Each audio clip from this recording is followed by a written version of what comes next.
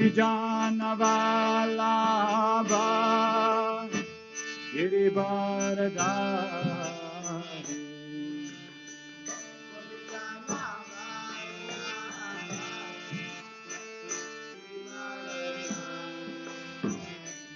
Jaya Gopijanavalabha Girivaradhari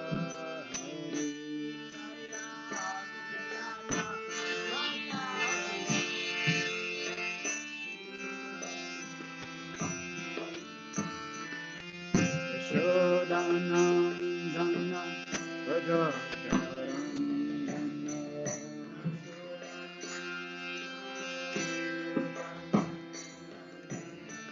Yashodanandana Rajajanarandana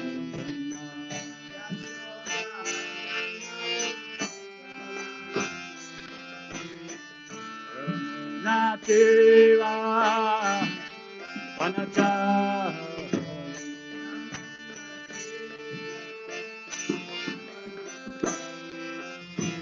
Yamuna Tira Vanachari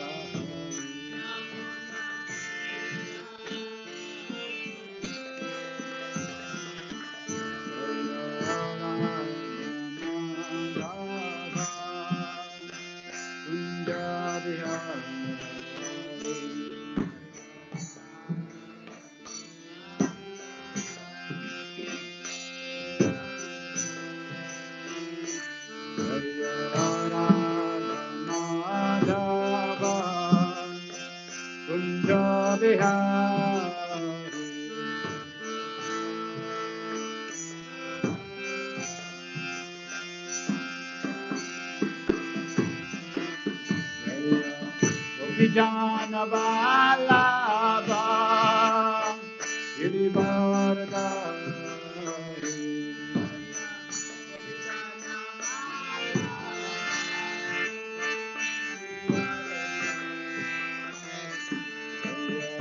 Gopijanavalabha Girivaradhari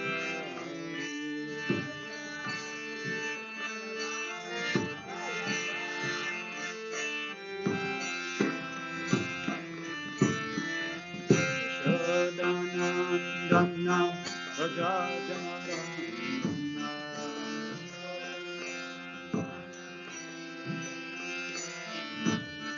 Yashodanandana Rajajanarandana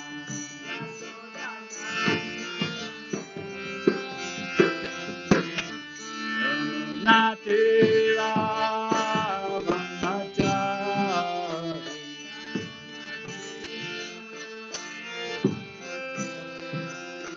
Yamunatira Vanachari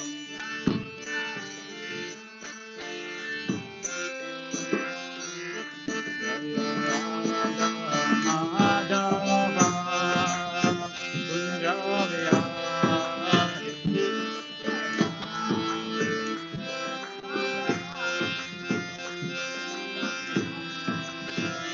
Jaya Radha Madhava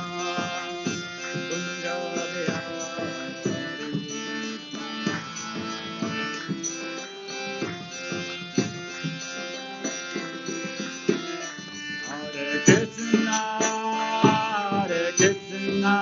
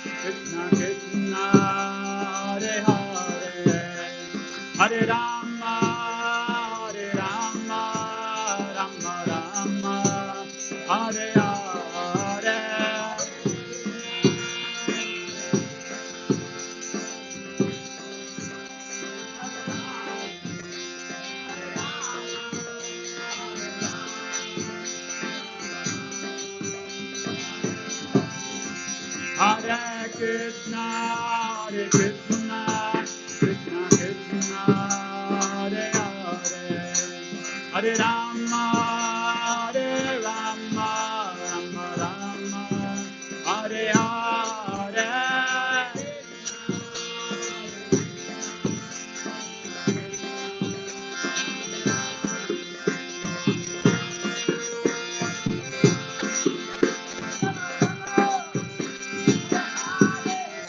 Hare Krishna, Hare Krishna, Krishna Krishna, Hare Hare, Hare Rama, Hare Rama, Rama Rama, Hare Hare.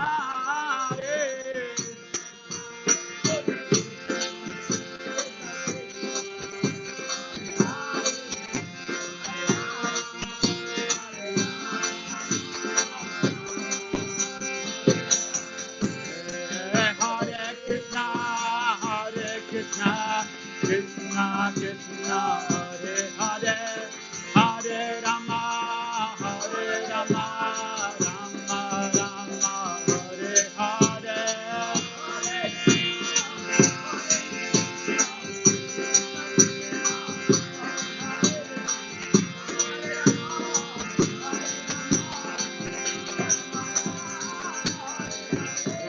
Hare Krishna, Hare Krishna, Krishna Krishna, Hare Hare, Hare Rama, Hare Rama, Rama Rama, Hare Hare.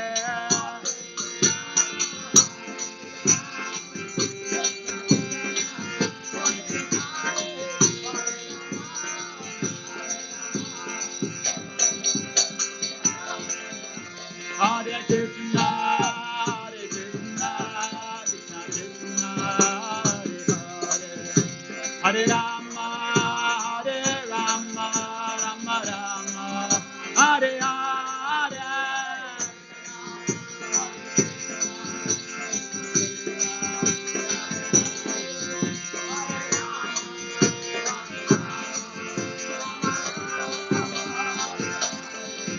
Jaya Radha Madhava Radha Madhava Radha.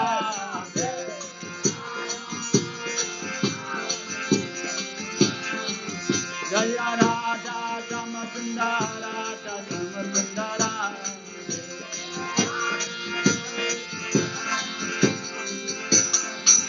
Jaya Prabhupada Prabhupada Prabhupada Jaya Prabhupada.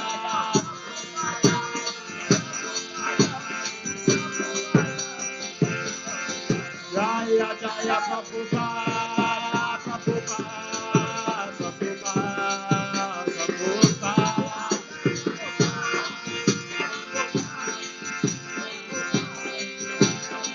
Jaya Jaya Prabhupada Prabhupada Prabhupada Prabhupada.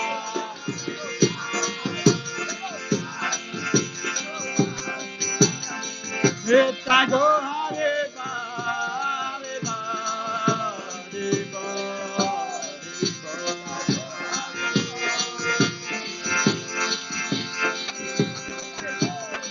Nitya Go Hare Ba, Hare Ba, Hare Ba, Hare Ba.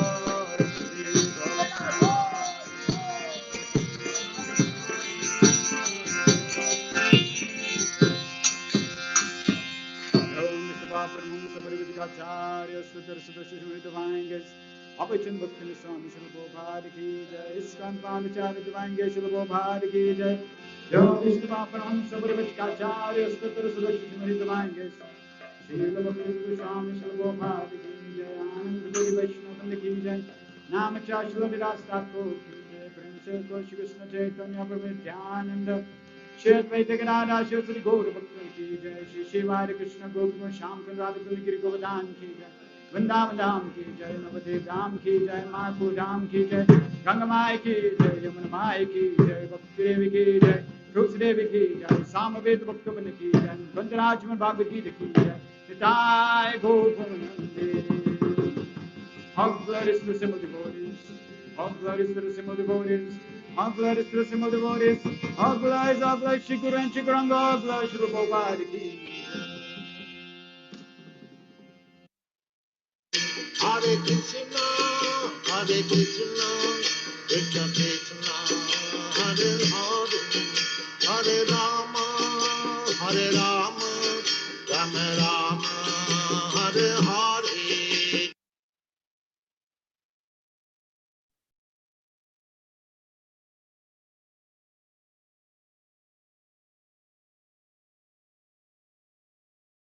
Hare Krishna and welcome to all the devotees online.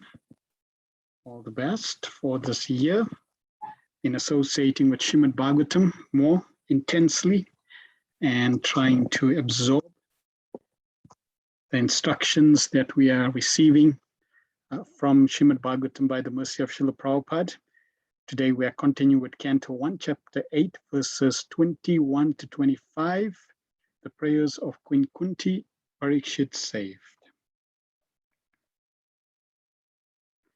Om Jnanatimirandasya Jnananjana Shalakaya Chakshurunmilitam Yena Tasmai Shri Gurave Namaha Shri Chaitanya Manobhistam Stapitam Yena Bhutale Swayam Rupa Kadamayam Dadati Swapadantikam Vandeham Shri Guru Shri Utapada Kamalam Shri Gurun Vaishnavamscha Shri Rupam Sagrajatam Sakana Ragunatham Vitam Tam Sajivam Sadvaitam Savadutam Parijana Sahitam Krishna Chaitanya Devam Shri Radha Krishna Padan Sagana Lalita Shri Vishakhan Vitamsta He Krishna Karuna Sindhu Dinabandho Jagatpate Gopesha Gopika Kanta Radha Kanta Namastute Tapta Kanchana Gourangi Radhe Vrindavaneshwari Vrishabhan Sute Devi Pranamami Hari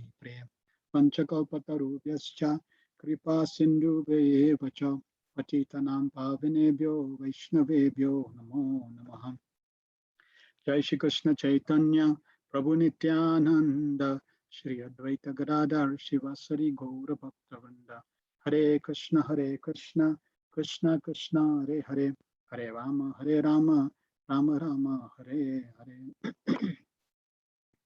Sarva Shastra Biyusha Sarva Vedeka Sattvala Sarva Siddhanta Ratnadya Sarva Lokai Pritprada Sarva Bhagavata Prana Srimad Bhagavata Prabhu Kalidwando Didaritya Shri Krishna Parivartita O Srimad Bhagavatam, O nectar churned from the ocean of all Vedic scriptures, O most prominent transcendental fruit of all the Vedas, you are enriched with the jewels of all spiritual philosophical conclusions.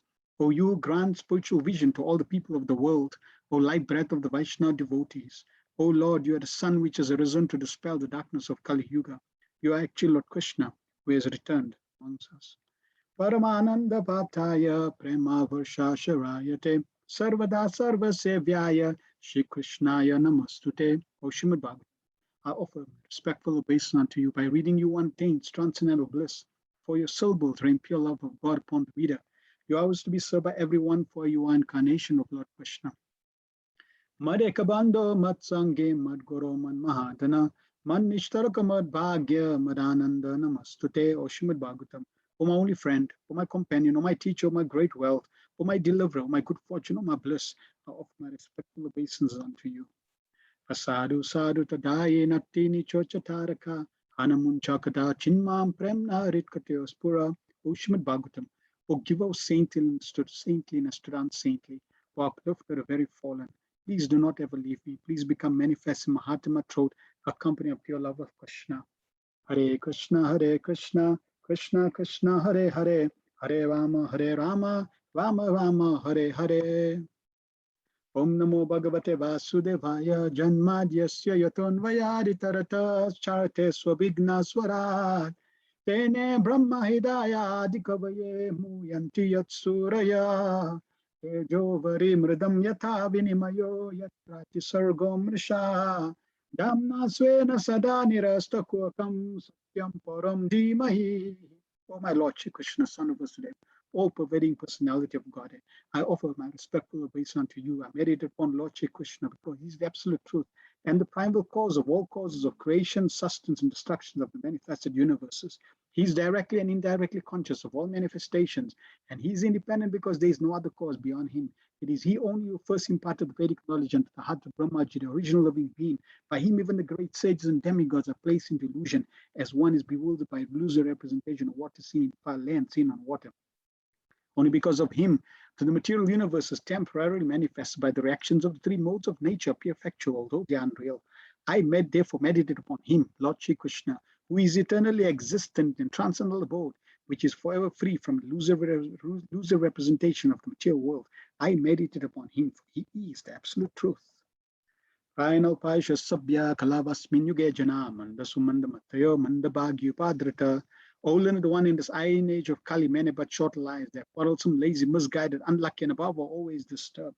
Narayam Namaskritya Narachevam Narotamam Devim Saraswatim Vyasam Tato Jayam Mudirayat. Before reciting the Srimad Bhagavatam, which is the very means of conquest, one should offer respectful obeisance unto the personality of Godhead Narayan, unto Narayan Rishi, the supermost human being, unto Mother Saraswati, the goddess of learning, and unto Srila Vyasadeva, the author.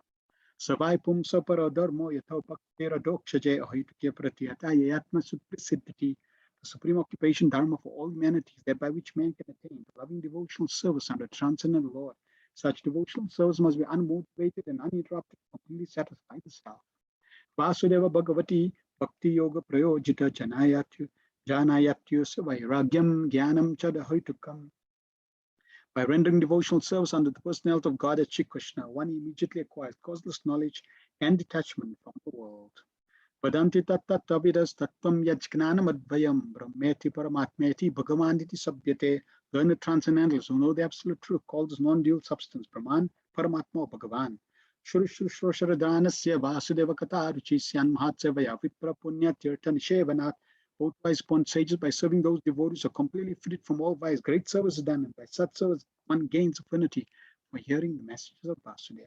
Shranutam swakata Krishna punya shravana kirtana retan prastoya bhadrani vidunoti suritsatam.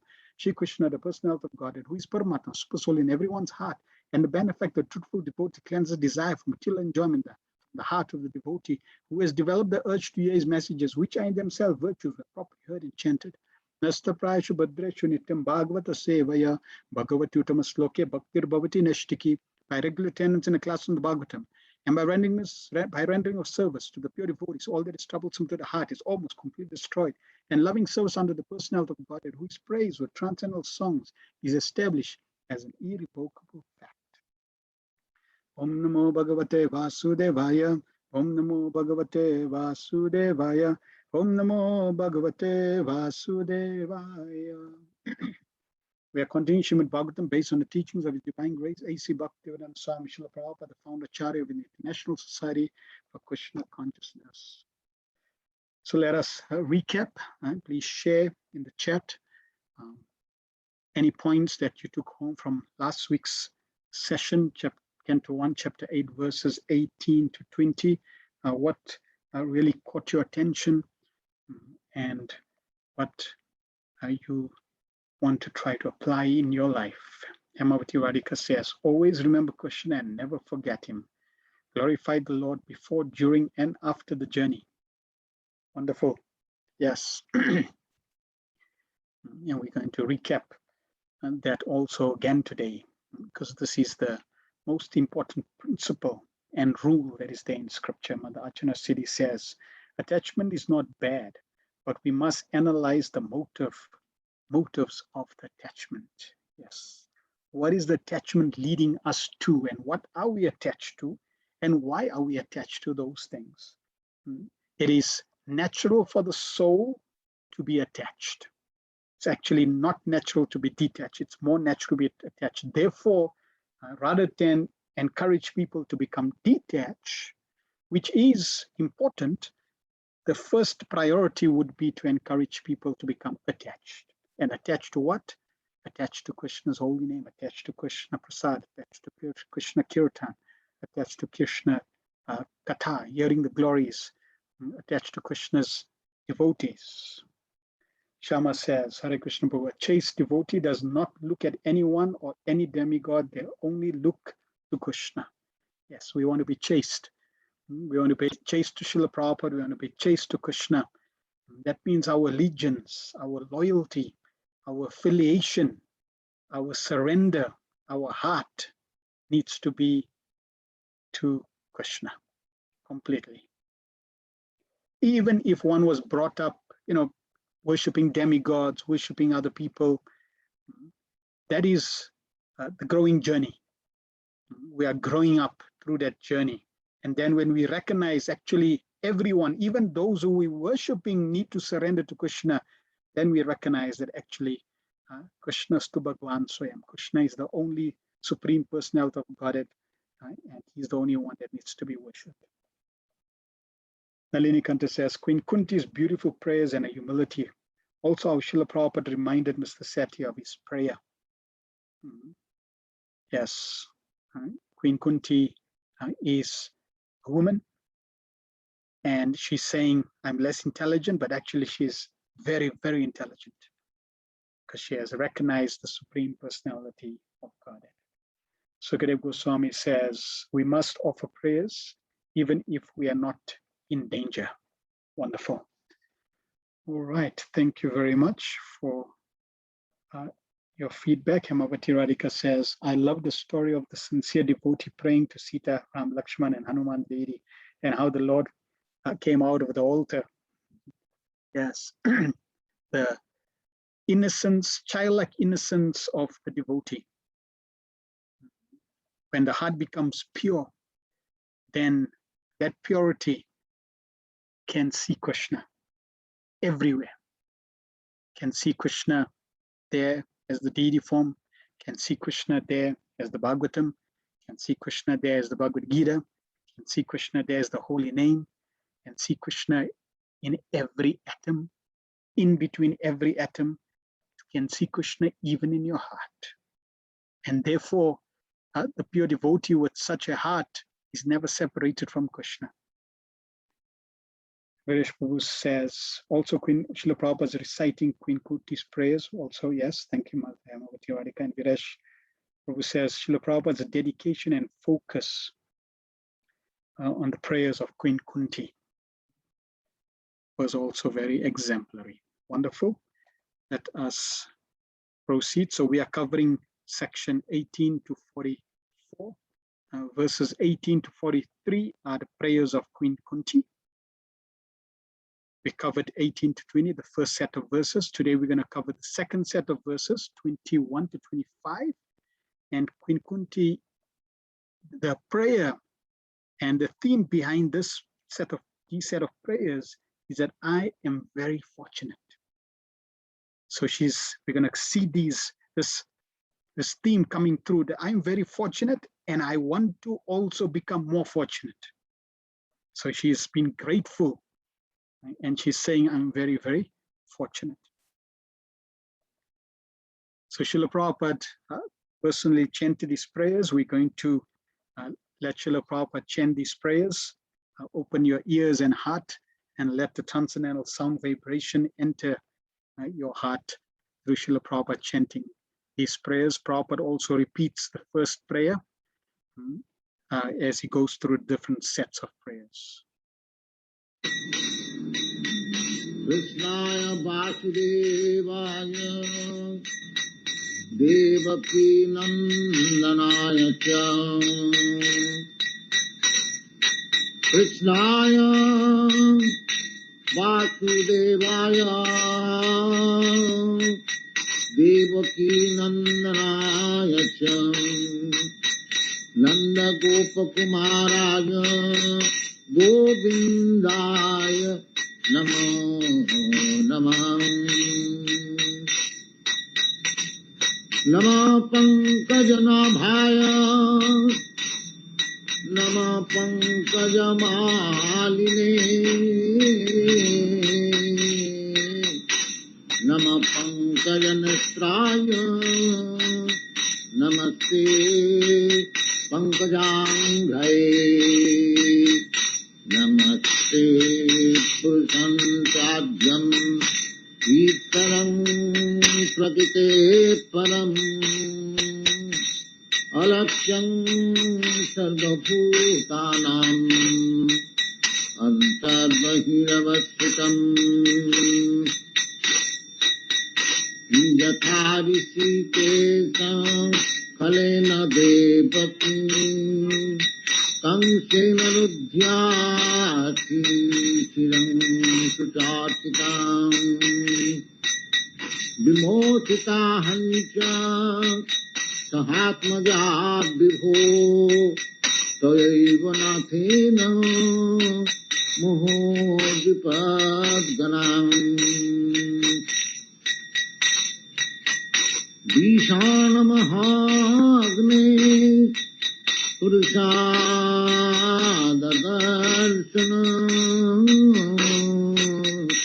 विषाणमहाग्ने पुरुषाददर्शनम् असत्सभाया वनवासपेक्षतम्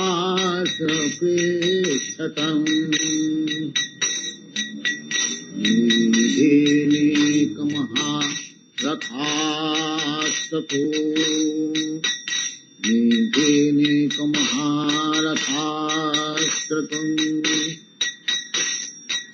मिधेनेकमहारथास्ततो द्रौणस्ततोश्चात्म हरेभिरक्षिता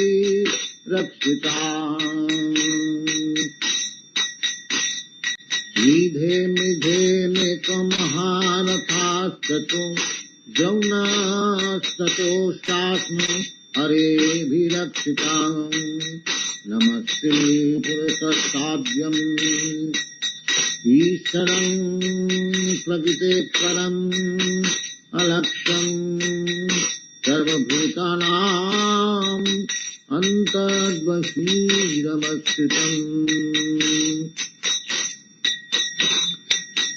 विपदस्सन्तु तासस्सं तत्र तत्र जगद्गुरु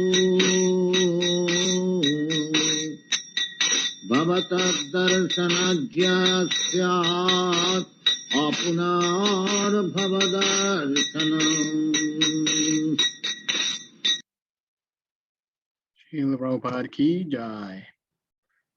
So we're also going to cover Queen Kunti sharing her inner mood in terms of that she's very fortunate, but at the same time, the prayers that she's sharing reveals this important principle that we need to remember Shri Krishna. And we never should forget the calamities, insults, and suffering in life. They act as a springboard to remember Shri Krishna and call out to Shri Krishna in a helpless state.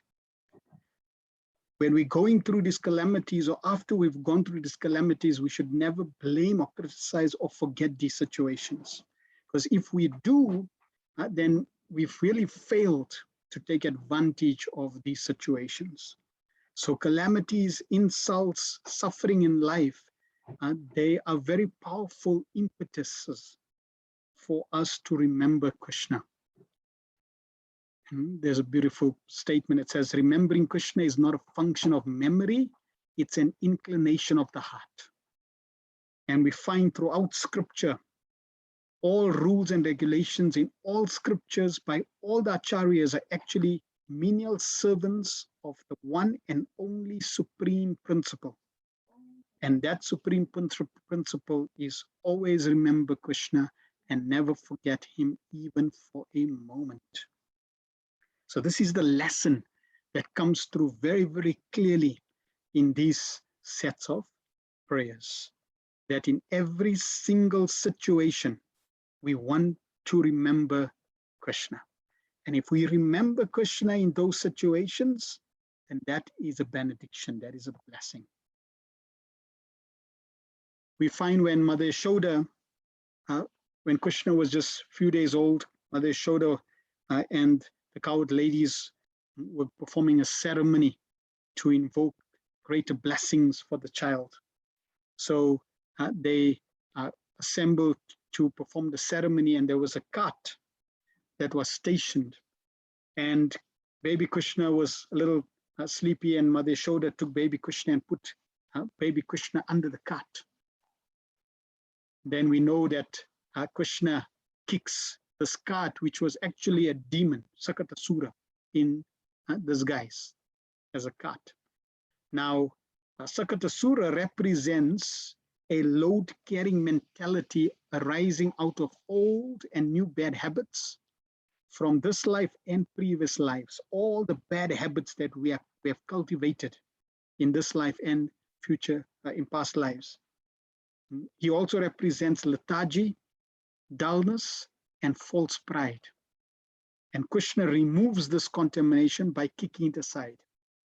So laziness, dullness, we find that when there's calamity, we're meant to remember Krishna. Usually, we find that in calamities, people call out to Krishna, but when things are going good and everything is wonderful, then we have a slight tendency to forget Krishna and become lazy and dull.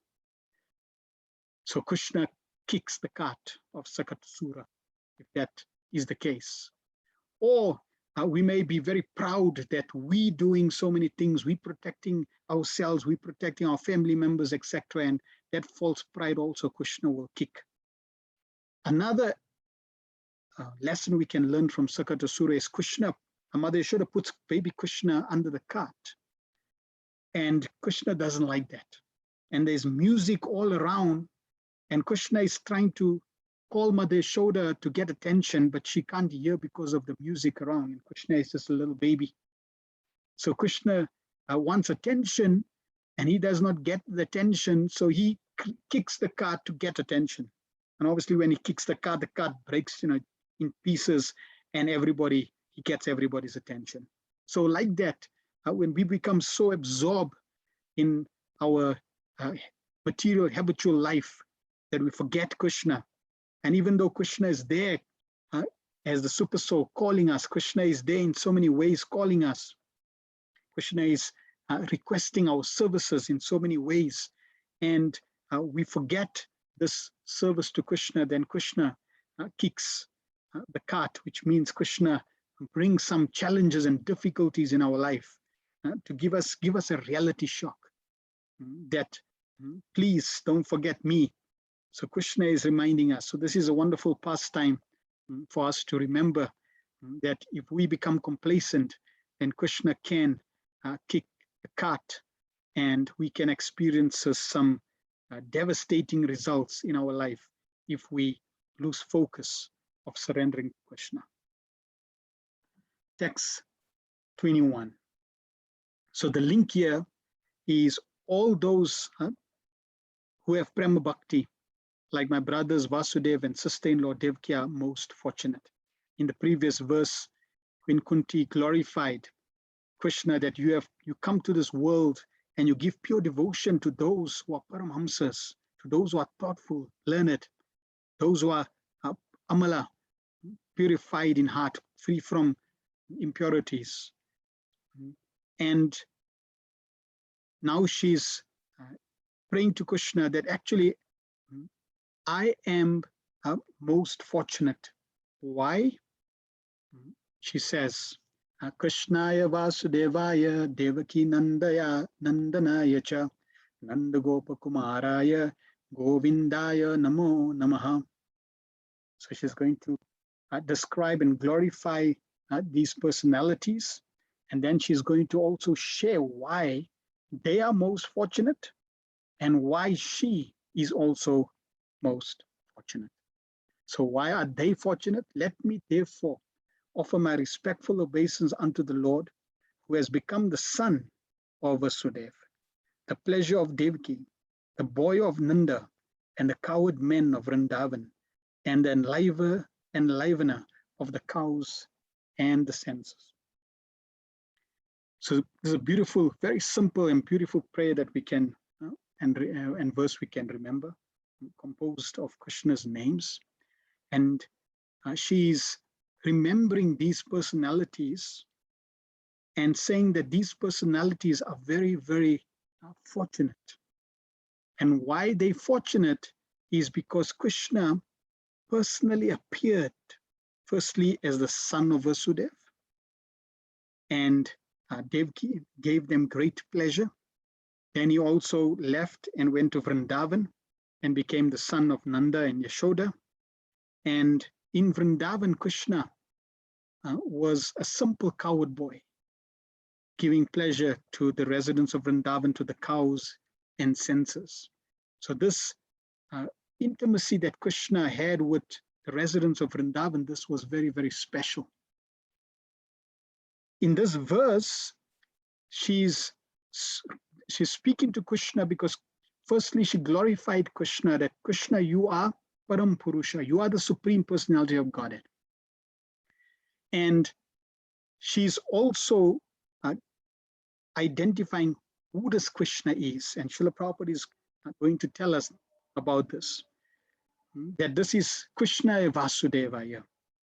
He's not just ordinary Krishna, he's the son of Vasudeva. It is interesting, Krishna is leaving at this point, going to Dwarka. So Queen Kunti, she's praying to Krishna that, Krishna, I want to be as fortunate as Yashoda and Nanda. And the Vedas also describe that Nanda Maharaj has different names. And one of the names of Nanda Maharaj is also Vasudeva. And Mother Yashoda also has many names. And one of her names is also Devaki. So in this verse, really, Queen Kunti is glorifying Krishnaya Vasudevaya, that Krishna who is Nanda's son. And Devaki Nandaya Naya Cha, that Nanda, that son of Yashoda. And she verifies this in the next two lines, Nanda Gopa Kumaraya Govindaya Namanamaya. And she's offering obeisances to this Krishna. And she's also saying indirectly that just as this Yashoda Nandan, this Yashoda Nandan was bound by Mother Yashoda. She was so fortunate to bind Krishna and keep Krishna. Similarly, I also want to be fortunate. And I want to bind you, Krishna. You are leaving now. I want to bind you and keep you here. So they are most fortunate, and I also want to become fortunate. In this verse, Krishnaya Vasudevaya Devaki Nandana Nanda Naya Cha Nanda Gopa Kumaraya Govindaya Namanamaha. It only composes of the primary names of Krishna. So there are primary names of Krishna and there are secondary names of Krishna. The primary names of Krishna, they are connected to Krishna in Goloka Vrindavan and all of Krishna's qualities. The secondary name of Krishna is related to Krishna in the form of creation or the material world. Any from Vishnu to the creation of this material world. Any name of Krishna connected to the creation and Vishnu is in the secondary names. So the secondary names of Krishna, they bestow freedom from sins, liberation, spiritual piety. This is given by the secondary names of Krishna. But the primary names of Krishna that is glorified in this verse, they are very, very important. They also give freedom from sins and liberation, but more so they give pure love for Krishna. They purify the heart and they give pure love of Krishna. You do not get pure love of Krishna by glorifying Krishna's secondary names. So Krishna's secondary names may be, O Lord, God, the Creator, Allah, the Almighty One, Paramatma, Garbhadakasai, Vishnu, Bhagavan. These are all names related to Krishna's in the category of secondary. So we want to focus on the primary names of Krishna, and therefore this verse contains only primary names of Krishna. Krishnaya Vasudevaya Devaki Nandanaya Cha Nanda Gopa Kumaraya Govindaya Namanamaha. It's related to Krishna's pastimes Krishna's intimate devotees, Krishna's wonderful qualities as Krishna in the spiritual world. Prabhupada in the purport talks about Krishna being more approachable. So Prabhupada writes, the Lord, being thus unapproachable by any material assets, out of unbounded and causeless mercy, descends on the earth as he is in order to show his special mercy upon his unalloyed devotees and to diminish the upsurges of the demonic persons. Queen Kunti specifically adores the incarnation or descent of Lord Krishna above all incarnations because in this particular incarnation, he is more approachable. In the Ram incarnation, he remained a king's son from his very childhood. But in the incarnation of Krishna, although he was a son of a king, he at once left the shelter of his real father and mother, King Vasudeva and Queen Devaki, just after his appearance and went to the lap of Yashoda Maya to play the part of an ordinary coward boy in the blessed Vrajabhumi, which is very sanctified because of his childhood pastimes. So we see here sometimes we find scripture says Krishna is higher than Lord Ram, or Krishna is higher than Vishnu. Even though they're same personalities, but why are they higher? Why is Krishna higher? Because of these finer points. That Krishna, he's more approachable than Vishnu, and then even Lord Ram. And because he's more approachable, therefore he's higher. And Prabhupada was giving an example that he left Devaki and Vasudeva and went to Vrindavan. And here we see in this picture, Krishna went to Vrindavan. He didn't have shoes. He was walking barefoot. So his lotus feet were embracing the land of Vrajabhumi, and therefore the land of Vrajabhumi has also become unlimitedly blessed. We find in Vaikuntha, the Lord wears sandals. So therefore Vrajabhumi is also very, very special, that the Lord's feet were constantly in touch with that blessed land. And therefore, when we also go to Vrindavan and we touch the sand, the dust of Vrindavan, we are blessed because of this fact.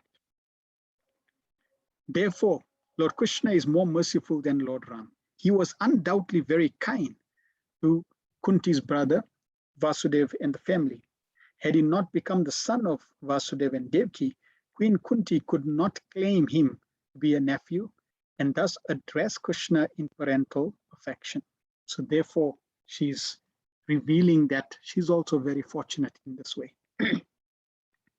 But Nanda and Yashoda are more fortunate because they could relish the Lord's childhood pastimes, which are more attractive than all other pastimes.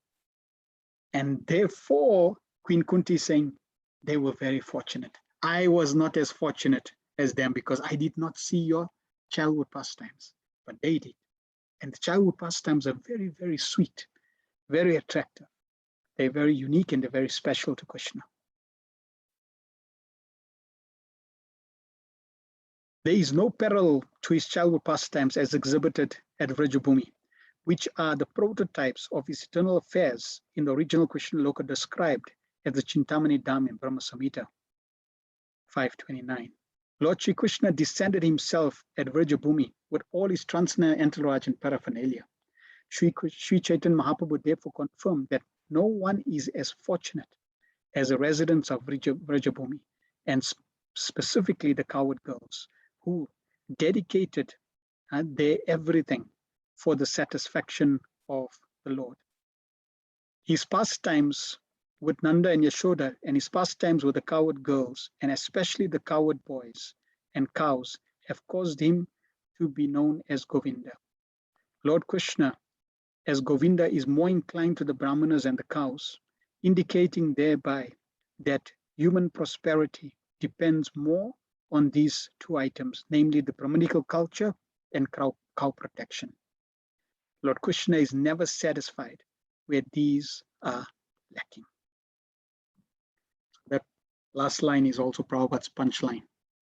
He would generally give a punchline in the beginning or the punchline at the end. Here in this purport, Prabhupada is giving a punchline at the end. Lord Krishna is never satisfied where these are lacking. There is no Brahmanical culture, no cow protection. Krishna is never satisfied. We find in this verse, Queen Kunti is glorifying the father and mother of Krishna, the coward boys, the cows, but she's leaving out the gopis. Why? Because the gopis their relationship with Krishna is very intimate.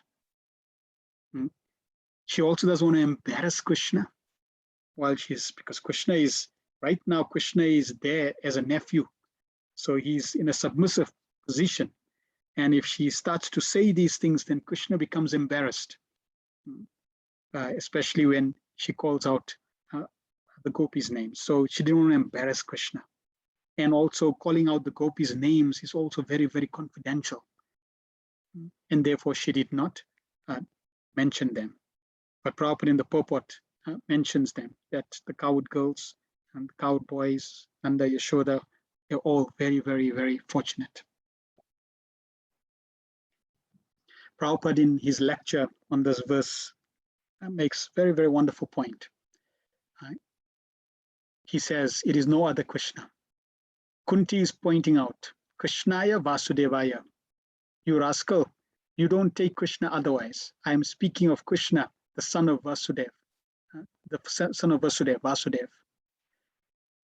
Because you find in India, people claim to be Krishna. Personalities claim to be incarnations of Krishna. So here, Queen Kunti Prabhupada is saying, is pointing out, I'm not speaking about you, rascal Krishna, or imposter Krishna. No, I'm speaking about Krishnaya Vasudevaya, that Krishna who is the son of Vasudeva. That Krishna I'm talking about, not any other rascal Krishna. And only rascals accept rascal Krishnas. So therefore Prabhupada is also saying, you rascal, I'm not speaking about any other Krishna. Just like to identification in the court. If you give your name, then you must give the father's name, your village, your district, like that. That is identification. So therefore, Kunti Devi is pointing out, it is no other Krishna. The Krishna whose father's name is Vasudev, whose mother's name is Devki, whose father's name is Nanda Maharaj, whose mother's name is Yashoda Mai. That's all. So that's the Krishna we're talking about. Then meaning of Krishna. When that Vallabhacharya, he wrote some essays and books, the meaning of Krishna, and he went to Sri Chaitanya Mahaprabhu. He wanted some eulogization that he has so many meanings of Krishna. So Chaitanya Mahaprabhu said, no, I know Krishna's name, only 2 or 3, that's all, he said. I know Krishna is the son of Yashoda Mai, Nanda Nandana. Krishna means the boy who sucked the breast of Mother Yashoda. I know that. Stop. So that is Krishna that we are interested. Not any other name or meaning that is extracted from Krishna. Like Prabhupada was talking in one conversation, and Prabhupada said, one Mayavadi, he gave the definition of Krishna. Krishna means dark. Krishna means black. Like Shamsundar, Krishna means black. And black means unknown. Therefore, you can never know God. So they give these types of interpretations. And when Prabhupada heard that, Prabhupada said, yes, Krishna is black, Krishna like unknown. Therefore, you should not speak about him because he is unknown. We know Krishna, we can speak about Krishna. Because Krishna reveals himself to his devotees. So for us, Krishna is known. For you, Krishna is unknown. But the Krishna we are only interested in is Shodanandan Krishna. Then Prabhupada says, Krishna likes to be related with his devotees. So Krishna likes to be related with his devotees as father and mother. Here in this material world, we try to make our relationship with the Supreme as father. But Krishna wants to become the son. Therefore, Nanda Gopa Kumaraya. He takes pleasure to become a devotee's son. So this is very, very deep, very esoterical. I mean, for most people, this, even just to consider this, is way beyond their comprehension. Right? God is like a master. That's most people's, controller, creator. That's it. And in Christianity, in Christian theology, it goes a little deeper. Krishna is Father. But in our Bhakti Shastras, in Gaudiya tradition, that is very shallow. And Krishna doesn't, Krishna wants a deeper relationship. And that deeper relationship is Krishna wants to be the Son. Prabhupada says, ordinary men, they want God as Father. But that is not very pleasing to Krishna. Father means, to become Father means always borderation. Give me this, give me this, give me this. You see, of course, Krishna has got immense potency to supply. Eko yo bhavanam vidati kaman. He can supply everyone as much as he wants. He's supplying the food to the elephants. He's supplying food to the ant. Why not to human beings? But these rascals, they do not know. They are working day and night like ass to find out bread. And if he goes to church, also, they also give me bread. There are only bread problems. That's all. Although the living entity is the son of the richest opulent person, but he has created his bread problem. This is called ignorance. Wonderful. We have created a bread problem. Therefore, everybody wants bread. Oh Lord, give us this day our daily bread. We want necessities. But Krishna wants an intimate relationship. Therefore, we can understand Krishna really loves his relationship with Mother Yashoda, with Nandamaj, with the gopis, with the cowboys. This gives Krishna great, great, great pleasure. And we have the opportunity to be part of that family. Instead of creating bread problems in this material world and every life trying to solve this bread problem that never gets solved, we want to connect ourselves with Krishna, Nanda Gopa Kumaraya. Then Govindaya Nama Namaha. Govindaya. We are after sense gratification. Go means senses. So if you associate with Krishna, you enjoy your senses affluently. Just like the gopis are dancing with Krishna. So there's no scarcity of sense gratification also. But that is not the sense gratification, gross sense gratification. That is spiritual senses. That is spiritual senses, sense. That is spiritual sense. Ananda Chinmay Sad Ujjwala Vigrasya. We chant every day. That sense you get. Sense gratification is Ananda Chinmaya. Chinmaya in the spiritual world. Not this third class Ananda with these bodily senses. This is not Ananda. This is an illusion. This is illusion. We are thinking that I'm enjoying. But this is not Ananda. This Ananda is not fact, because we cannot enjoy this material sense pleasure for long. Everyone has got experience. It is finished. It is finished. But spiritual enjoyment does not finish. It increases. That is the difference. So now Prabhupada is giving the perspective of Govindaya Namo Namaha. We all want sense pleasure. We should strive for the sense pleasure in relation to Krishna. That person who gives pleasure to the senses. And if we associate with Krishna, we enjoy with Krishna, that sense pleasure is Anandam Buddhi Varanam. It is everlasting, it is ever increasing. And it really gives the soul the pleasure that the soul is looking for. So this is the encouragement. We want to move away from temporary, flickering material pleasure and get a higher taste. Param Drishtva Nivartate. We're going to get a higher taste of spiritual pleasure. Text 82 and the link, 22. And the link here in text 22, she's saying, I'm also fortunate because I could see your beautiful form. So yes, these great personalities, they're fortunate, but I'm seeing you, and therefore I'm blessed, I'm fortunate. And she offers a beautiful prayer. Seeing Krishna, she's offering a prayer to Krishna. She's saying, Nama Pankaja Nabaya, Nama Pankaja Maline, Nama Pankaja Netraya, Namaste Pankajangraye. My respectful obeisance unto you, O Lord, whose abdomen is marked with a depression like a lotus flower, who are always decorated with garlands of lotus flowers, whose glance is as cool as lotus, and whose feet are engraved with lotuses.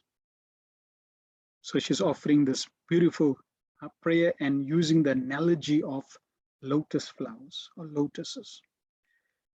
And it's interesting in this prayer, in order not to embarrass Krishna again, because Krishna is in relationship of her nephew with relation to Queen Kunti, who's the aunt.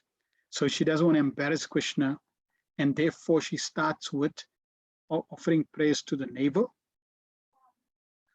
Then she goes to the chest, to the body, then to the face, lotus eyes, and then she comes to the feet. And Srila Prabhupada will explain that in the purport as well. So let us look at the analogy that she uses. She uses the analogy of Pankaja, lotus. And she, in the previous verse, prayer, she also used the analogy of Paramahamsa. And I'll speak a little about these two analogies, which are also very, very appropriate and important. And Srila Prabhupada will also share with us another aspect, which I won't touch now. So the lotus and the Paramahamsas, they both are connected and related to purity. The lotus grows in muddy areas and is aloof, so by nature it remains pure. When water falls on the lotus, the way the lotus is, the surface is designed, it falls off very quickly. It's interesting that those who build buildings, they also study the way lotus surfaces are designed by nature. And they create, there's a specific building that's created with this type of knowledge of the lotus feature. And they create the building in such a way, tall buildings that has surfaces like lotuses. Because they're tall, it becomes very difficult to cleanse them. So they created the building structure, surface of the structure, to resemble the lotus. And all they do is they flush water down the building, and in this way, the dirt comes out very, very quickly. So the lotus is in relation to Krishna, which means Krishna by nature, by nature's arrangement, and naturally remains pure. That's the quality of Krishna. Krishna never ever becomes contaminated.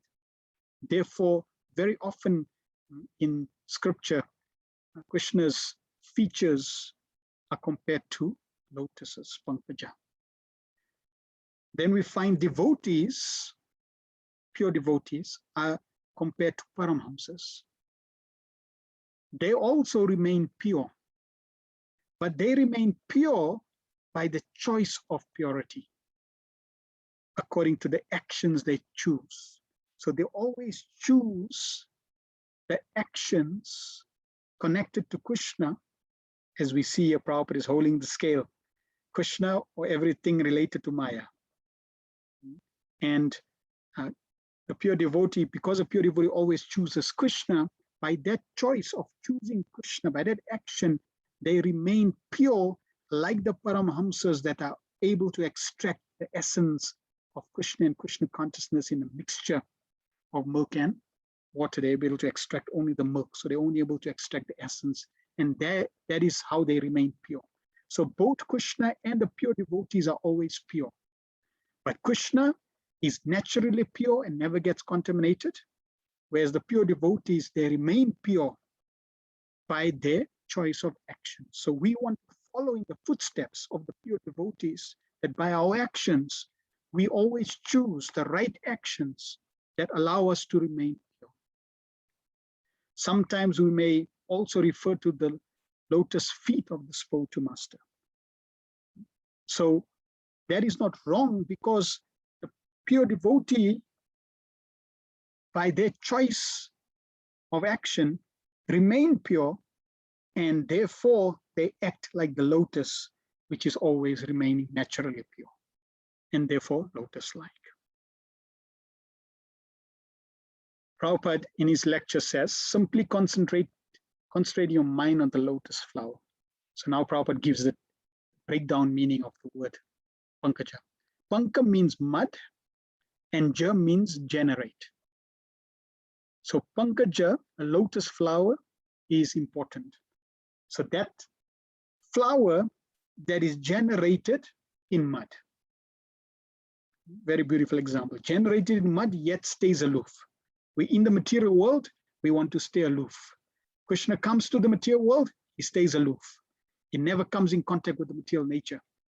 Everything that is connected to Krishna's form, qualities, pastimes, entourage, abode, they all come in this world. They descend in this world, and they are aloof. They stay above mud. And in this world of mud, they stay above the mud. It is so important. Still, it is generated from mud. So Krishna liked pankaja very much, lotus flower. So if we see lotus flower, we can immediately remember Krishna.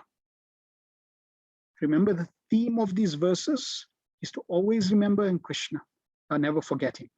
Always remember Krishna, never forget him. So if Prabhupada is connecting, when we see a lotus flower, we can remember Krishna. So this Krishna conscious movement is so nice. Here Kunti Devi, a great devotee, is giving us opportunity to become Krishna conscious, simply concentrating your mind on the lotus flower. That's all, lotus flower. As soon as you see lotus flower, you will immediately think of Nama Pankaja Nama Nabhaya. Oh, Krishna's navel is just like lotus flower. From the navel of Krishna, there was a stem of lotus flower. And from that lotus flower, Brahma came out. We want to create a new generation, fluent speakers in Srimad Bhagavatam. Prabhupada speaks in another lecture. The Sanskrit verse is meant for understanding ourselves. It is not for simply selling our books. Every one of you. We are repeating this verse again and again so that you are expected to chant these mantras. Not that the book is kept. I am very learned scholar. What kind of learned scholar? If I find the book, then I can speak. That is not scholarship. You must chant.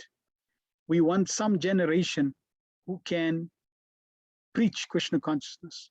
So if they learn simply English and Sanskrit, they will be able to read this book. And that is sufficient. We don't want anything. All information are there. Throughout the whole world, whatever knowledge is there in the Srimad Bhagavatam, everything is there. There is literature, there is poetry, there is philosophy, there is religion, there is love of God, there is astronomy. Everything is there. Srimad Bhagavatam Amala Puranam. Vidya Bhagavata Vadi. If one simply reads this Srimad Bhagavatam, his education is topmost. Vidya Bhagavata Vadi.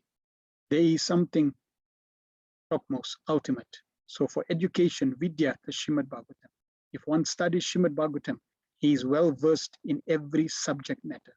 So we want to create a new generation in your country, so that in the future there will be fluent speaker in Srimad Bhagavatam and preach all over the country, and your country will be saved. That is our program. We have come here not to exploit your country, but to give you something substantial. This is Krishna consciousness movement. So Prabhupada is encouraging us. Some of these prayers we should try to memorize. That is why also in the beginning, I have the important sets of verses so that every week we regularly recite them, and slowly by repetition, we will be able to remember these verses. This was Prabhupada's desire to have devotees, and we see there are many exemplary devotees in the Krishna conscious movement that are very, very expert in Sanskrit. They know these verses and able to speak very, very wonderfully. So Prabhupada would definitely is definitely pleased.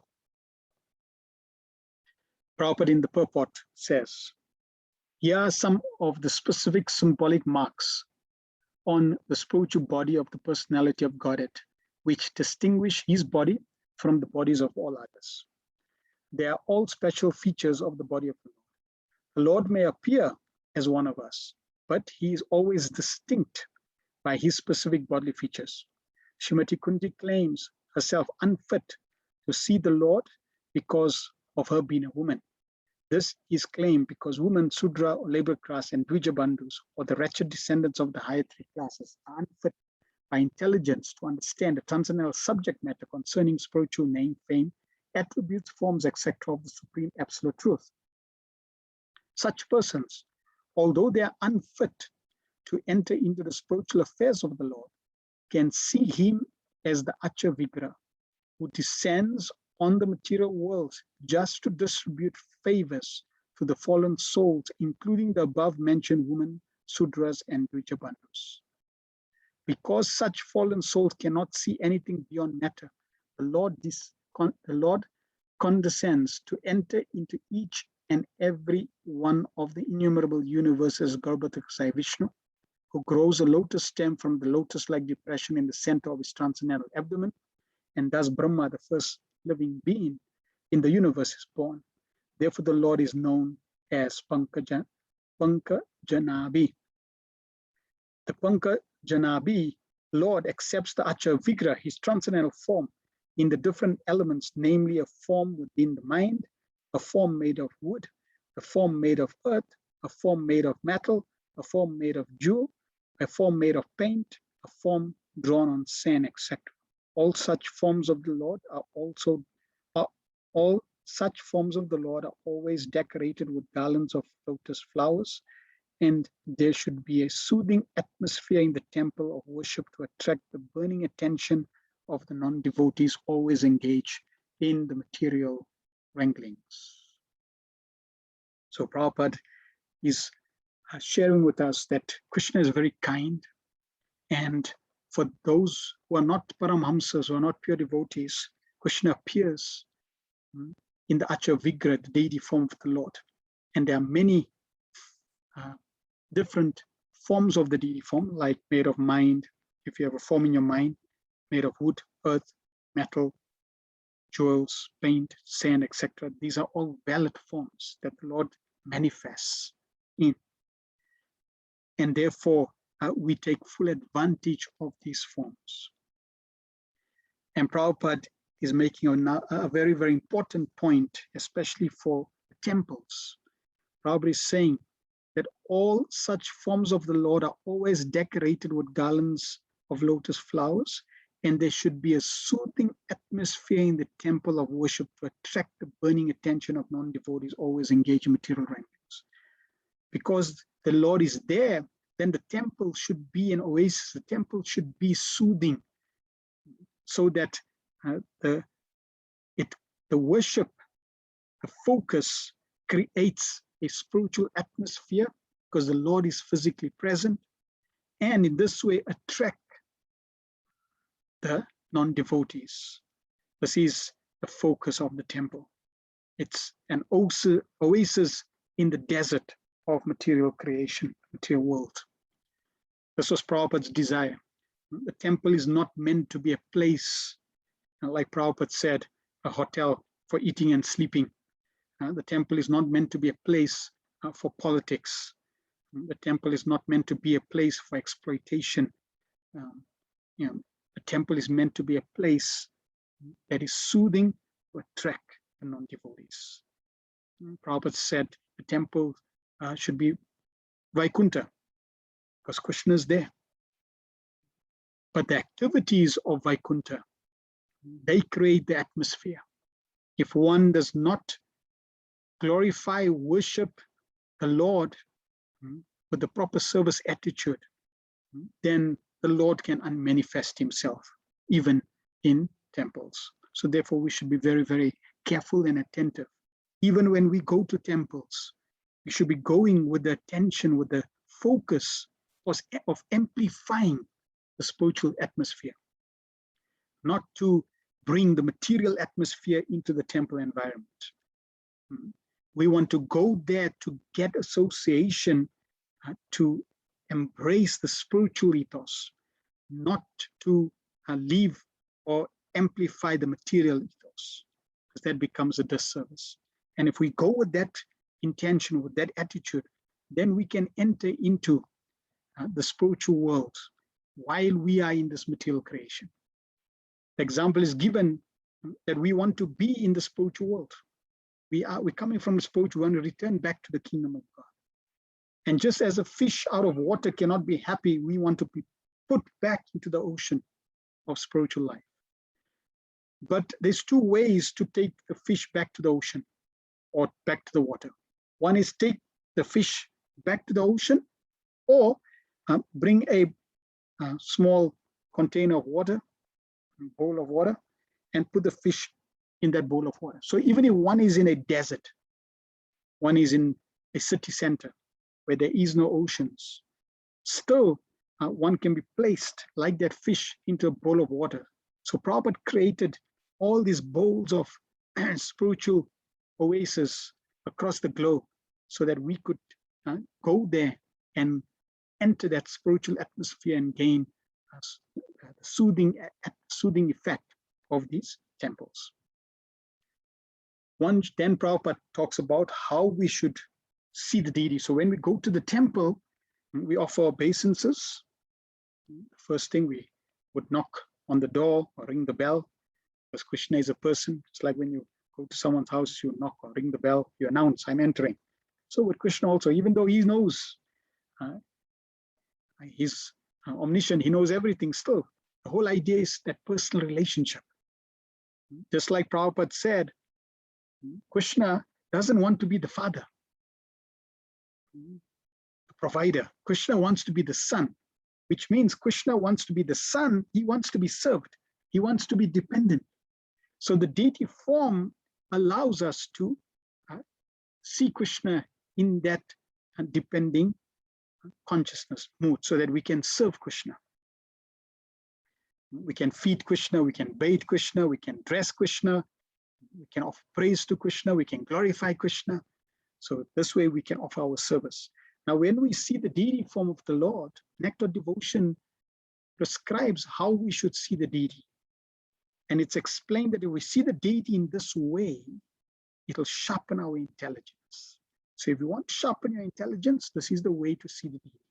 When the curtains open, we can offer obeisances to the deities, and we should see the deity. One should begin to see the Lord from the lotus feet and gradually to the thighs, the waist, the chest, and the face. So this is how we should see. And if we see the Lord in this way, we see the deity form in this way, then it sharpens our intelligence. Sometimes when we see when the curtains open, we may, our eyes may fall on the face of the Lord, and that's okay. Naturally, we should allow that with that spontaneous attraction is there, and we shouldn't check that. So we should see the beautiful face. But once we saw the face of the Lord, we should go back to the feet and then see from the feet up.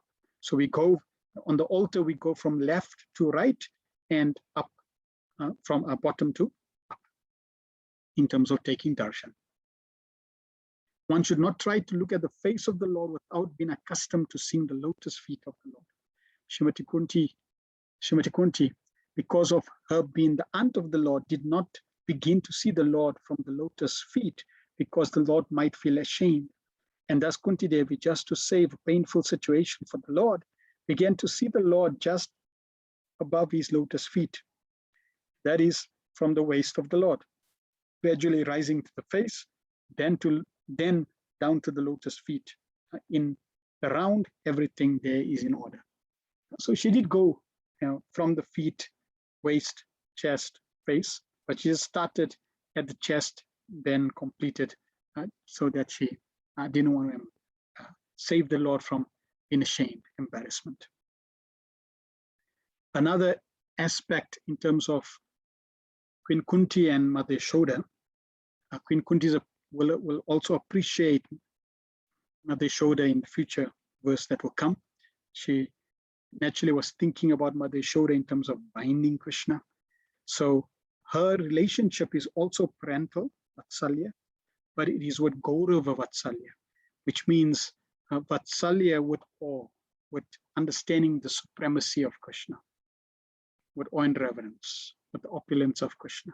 So there is parental with opulence. But Mother Yashoda, she's Vishramba Vatsalya, which means intimate Vatsalya. For Mother Yashoda, Krishna is not God, not the supreme at all. Krishna is my loving child.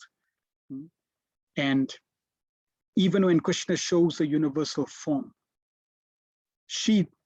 or even when Krishna kills the demons, she prays to Narayan, "Oh my Lord Narayan, thank you for empowering Krishna to do this." So she's praying to Lord Narayan, who is Mother Yashoda's worshipful deity in the house. So she never accepts Krishna as the Supreme Personality of Godhead. Now in the Vedic tradition, the focus in Vedic tradition is to attain the spiritual platform. And there are generally two paths. There's the Vedanta path and the Tantra path. In the Vedanta path, it's all about reject matter to attain spirit. So the focus is to understand the dangers of matter, to reject matter, to become detached, so that we can become attached to spirit. That is the focus of Vedanta. In the path of Tantra, it's about the use of matter to approach Krishna, to approach spirit. So we use matter to approach spirit. Now there is two types of tantras. There's right-hand tantra and there's the left-hand tantra. Right-hand tantra, the branch of the right-hand tantra is auspicious, and the left-hand tantra is inauspicious. The left-hand tantra is inauspicious, it's deviation from the Vedas. So the right-hand tantra, which is to use matter to approach spirit, and that is deity worship. The form of the Lord, the Lord's form is made of stone, is made of matter, wood, stone, marble, sand, etc. Even the mind, it's made of matter. But when there's a ceremony of Prampratishtha where the deity now is non-different from the Lord, we're using matter as a medium of offering our service to Krishna. So we're using matter to approach spirit, to approach Krishna. Right? And this is the form of deity worship. Very, very powerful, very scientific. The inauspicious parts are where they take this principle of use matter to approach spirit beyond the jurisdiction of scripture. So for example, there is this philosophy that one can use sex life to approach spirit. And they involve in unrestricted sex life. This is where Sahaja comes in. And this was completely rejected by our acharyas. So we follow the right-hand side of Tantra, which is auspicious, which is deity worship, where the Lord's form in the temple is, even though it's made of matter, but it is non-different from the Supreme Lord. And this is how Krishna's made that system. Prabhupada very often use the example of the post box. The post office has come to your street in the form of the red postal box. That post box, red post box, authorized red post box, is actually the post office, Prabhupada says. Because if you put your letter in it, it goes to its destination. So it's acting like a post office. Similarly, the deity is Krishna. You offer your service, your prayers, your worship, and Krishna is accepting, non-different. Therefore, deity worship is very, very important, especially for us. Prabhupada introduced it. Prabhupada is saying that Krishna personally appears in this world in the deity form for the fallen souls in this form. And therefore, we should take full advantage of the deity, do not neglect the deity form. If one is staying near a temple, know that you are blessed. Very often, we become familiar, oh yeah, temple is there, but we don't take advantage. No, we should understand it is the spiritual world. You don't need to go back to the spiritual world. The temple is there. If you go into that place, you are in the spiritual world. Krishna's mercifully appears there to accept our service. We should be connected to a temple where there is deities.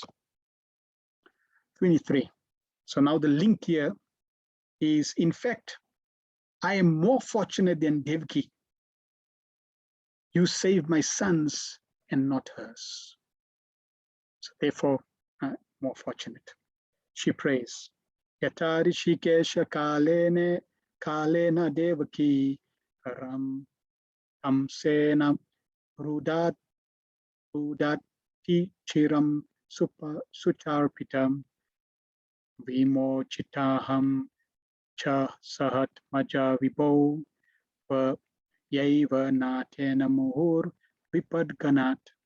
O Rishikesh, Master of the senses and Lord of lords, you have released your mother, Devaki, who was long imprisoned and distressed by the envious king Kams, and me and my children from a series of constant dangers. So now she's remembering Devaki, that you released Devaki from prison, you've also released us from so many constant dangers. Properly in the purport says, Devaki, the mother of Krishna, sister, and the sister of King Kamsa, was put into prison along with her husband Vasudeva, because of the envious king was afraid of being killed by Devaki's 8th son Krishna. He killed all the sons of Devaki who were born before Krishna, but Krishna escaped the danger of child slaughter because he was transferred to the house of Nanda Maharaj, Lord Krishna's foster father. Kunti Devi, along with the children, was also saved from a series of dangers. But Kunti Devi was shown far more favor because Lord Krishna did not save the other children of Devaki, whereas he saved children of Kunti Devi. So now Prabhupada also gives the reason why. This was done because Devaki's husband Vasudeva was living, whereas Kunti Devi was a widow, and there was none to help her except Krishna. The conclusion is that Krishna endows more favor to a devotee who is in greater dangers. Sometimes he puts his pure devotees in such dangers because in that condition of helplessness, the devotee becomes more attached to the Lord. The more the attachment is there for the Lord, the more success is there for the devotee. So Prabhupada's conclusion is very, very wonderful. It's not why Krishna did not save the sons of Devaki and saved the sons of Kunti. Krishna, remember, whatever Krishna does is always for your good. Krishna reciprocates very personally and knows exactly what you need at every point in your life. And Krishna will always reciprocate so that you can take the next step. Now, in relation to Queen Kunti, Krishna obviously reciprocated because she did not have a husband. And therefore, she needed greater help. And Krishna helped her and saved her sons. And Prabhupada says, Krishna endows more favor where there is greater danger. So she was in greater danger, and therefore Krishna, her sister, assisted her in that way. And that obviously, because those situations placed Queen Kunti in a helpless situation, Krishna reciprocated, and this increased her attachment as well to Krishna. And the more we become attached to Krishna, Prabhupada says, the more success is there for the devotee. So if we want to measure our success, we can measure our success, as the Bhagavatam said in the previous chapters, by the satisfaction we derive from any activity. And here we can measure, Prabhupada says, our success from our attachment to Krishna. The more we attach to Krishna, the more successful we are. It's not that I only think of Krishna and only serve Krishna when there's difficulties. No. When there is no difficulties and when there is difficulties, I want to be serving Krishna and be attached to Krishna. That is success. And we also spoke about this principle that Queen Kunti demonstrated as the success potency, that she went through so many challenges, yet she became more and more attached to Krishna, even though she was the success potency of Krishna. Text 24. Vishan Mahagnena Purushada Darshanad Satsabhayavana Vasha Vasha Kricharata Mrideneka Maharatas Trto Dronyas Chasmahare Virakshita. My dear Krishna, your Lordship has protected us from a poisoned cake, from a great fire, from cannibals, from vicious assembly, from sufferings during our exile in the forest, and from the battle where great generals fought. And now you have saved us from the weapon of Ashwatthama. So she's giving all the different ways that Krishna protected her.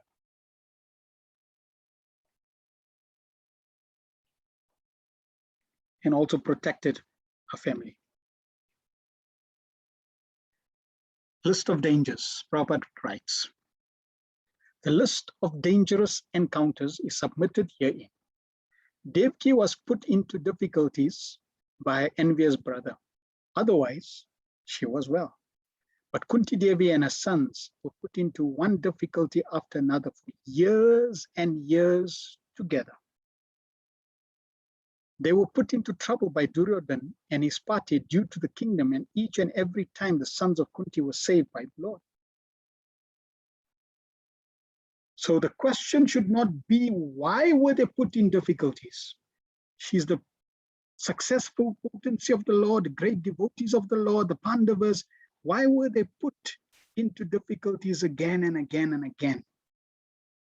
That should not be the question. But what we should learn from this is that even though they were put into difficulties again and again and again, each and every time, was saved by them. That's the lesson. Once Bhima was administered poison in the cake. Once they were put into the house made of shalak and set fire. And once Draupadi was dragged out and attempt was made to insult her by stripping her naked in the vicious assembly of the Kurus. The Lord saved Draupadi by supplying an immeasurable length of cloth, and Duryodhana's party failed to see her naked. Similarly, when they were exiled in the forest, Bhima had to fight with the man-eater demon Hidimba Rakshasa, but the Lord saved him. So it was not finished there. After all these tribulations, there was a great battle of Kurukshetra, and Arjuna had to meet with such great generals as Drona, Bhishma, and Karna, all powerful fighters. And at last, even when everything was done away with, there was the Brahmastra released by the son of Dronacharya to kill the child within the womb of Uttara. So the Lord saved the only surviving descendant of the Kurus, March Parikshit. Prabhupada in his lectures mentions, Krishna is protecting you. You cannot expect that you'll be out of danger. There were so many dangers. So just imagine that the Pandavas, their wife, Draupadi, she's an incarnation of goddess of fortune, and her friend, Krishna, who is always protecting them. But still, there are so many dangers. This is the instruction that because Krishna is protecting you, you cannot expect that you'll be out of danger. Danger you must meet, because then you will know that this material world, this material existence is full of dangers. Padam padam yad vipadam. 10:14:58. This we always remember. We should not be so full that I am living very now comfortably. No, sir, you are in danger. So very, very clear. You are in danger. This material world is a dangerous place. There is danger at every step. Now, this is not a pessimistic outlook. No, this is the reality. This is the fact. This is the truth. Right? If you are honest, you can see that this is the truth. There will always be danger. So we should never be in illusion that I will always be out of danger. Just like there's summer and winter seasons, so we may go to danger, we'll come out of danger, we'll go into danger, we'll come out of danger. This is the cycle. This is natural. We should accept. We should know that this is the situation. If, year in, year out, there's no danger at all, we should definitely know it is the mercy of Krishna. And I also posted this analogy that Vidura shares in the Mahabharata, that we have to remember this allegory that is told by the sages who advocate the path of liberation, of this man who's running in this forest. He's been chased by a fearsome woman, and he falls into this deep pit. So he sees all these wild animals, the rats, the snakes, etc. And they represent the nature of this material world. And the forest spoken about in the story is the material world. Wild beasts represent diseases. The fearsome woman is Jara, old age. The pit in the material is the material body of the conditioned soul. The snake at the bottom of the pit represents time. The creepers are the objects of material sense enjoyment that are cherished by all conditioned souls. The elephant symbolizes the year, its 6 phases of the seasons, and its 12 feet are the months. The black and white rats are night and day that take away our limited duration of life. The bees represent our aspiration, and dripping honey is the pleasure that we derive from the gratification of these desires. So this material world is not a wonderful place. There is danger, but we can take solace that Krishna is there as our ultimate shelter and protector. And if we take shelter of Krishna, we will be protected, guaranteed, no doubt. But our understanding of protection may also be very, very shallow and very narrow. We want Krishna to protect this body. Krishna says in Bhagavad Gita to Arjuna to declare boldly that my devotee will never perish.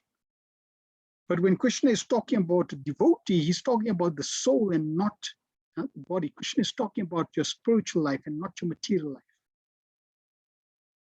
When Krishna protects you, yes, indirectly there may be protection of your material body and your material life, but that is not Krishna's focus. So we have to also understand what protection means. So there's different ways Krishna can protect. And here you can remember this word protect, P-R-O-T-E-C-T. So Krishna protects in these ways, and these are some of the ways. They can be inconceivable ways Krishna can protect.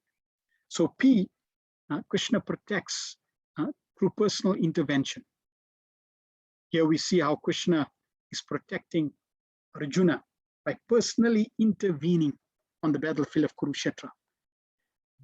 He picks up, he didn't even release his Sudarshan Chakra. He picks up a wheel, and then he doesn't release the wheel. He's taking the wheel to the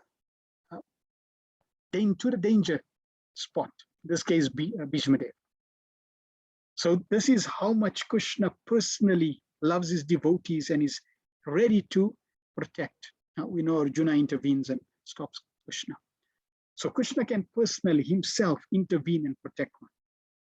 But we find when Bhima was poisoned by Duryodhana, his hands were tied, poisoned, and thrown into the river.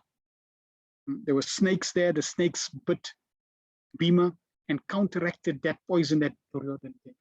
So here we find Krishna personally intervening, but he's personally intervening not directly, but indirectly. And Krishna may do this in many ways. There may be certain coincidences. There may be certain ways Krishna intervenes. So, for example, here Krishna may intervene to make sure that Duryodhana chooses a specific poison that he selects, which will be counteracted by the snakes that have a specific poison for counteracting that specific poison. And Duryodhana doesn't even know that Krishna is doing this. So Krishna can intervene indirectly or personally in protecting one. Then Krishna can protect through his representatives. We find when they built this house of Shalak, then Krishna wasn't there, but Vidura had warned the Pandavas that be careful. This is the plan. And they then dug a tunnel and they came out of the tunnel. So Krishna protected Vidura, protect the Pandavas in Kunti, and Vidura was inspired by Krishna. So Krishna protected the Pandavas through the representative Vidura. And Krishna can do this. Krishna can use many representatives in many ways to help and protect us. There's an example of a man. He's drowning in the ocean, and he's God-fearing, so he calls out God, my Lord, please help me, please protect me.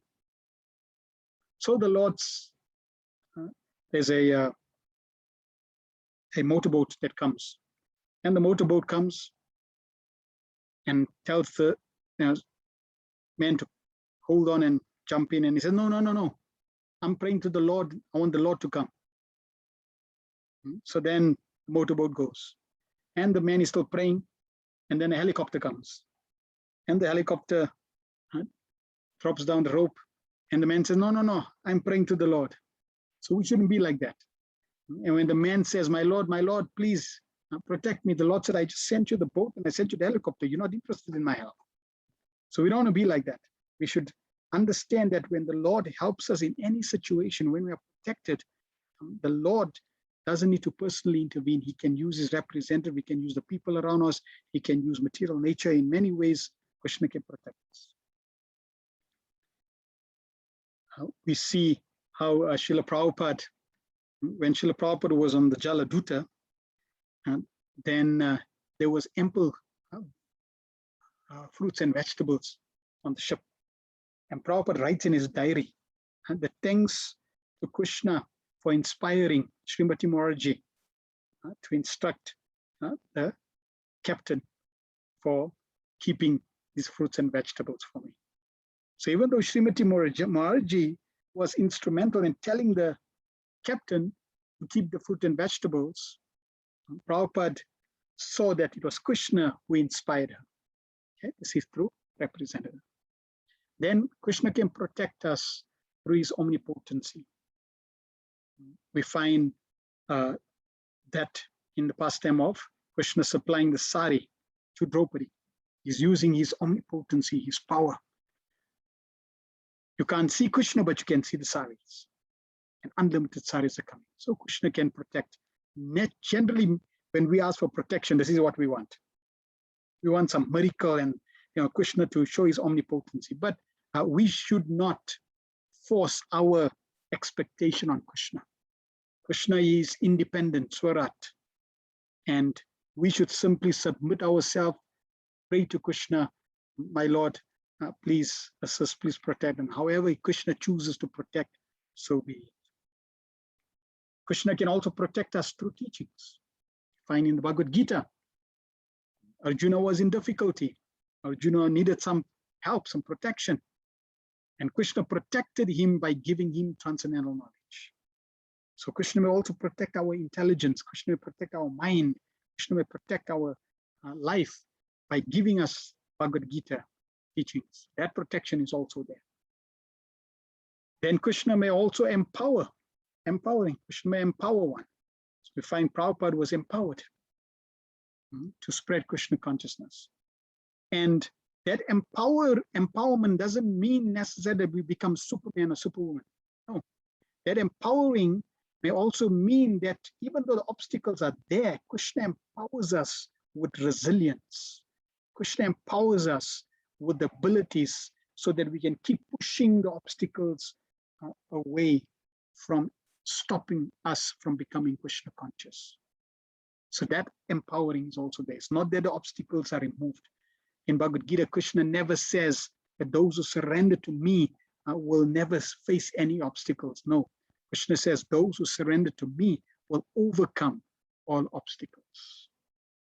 Then C, there may be a combination of these. Krishna may use multiple ways to protect us, combination of them. And then T, time. Krishna may also use time to protect us. And an example is given: man goes into the forest and he sees a newly hatched chick, her face popping out, and she's struggling to break this egg. And this man is thinking, shame, this bird is struggling to break this egg. I'm going to help it.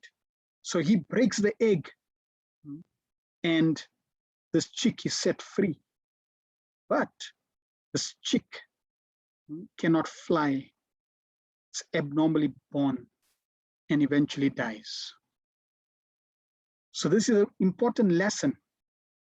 The time factor, this chick that was in difficulty trying to break the shell of this egg, this is natural and very important and beneficial for the chick. And if you allow time to play out as the chick is struggling with its wings to break the shell, its wings are becoming stronger and stronger and stronger over time. It's struggling, but it's growing and becoming stronger. And eventually the wings become so strong, the muscles become so strong that it can actually break the shells.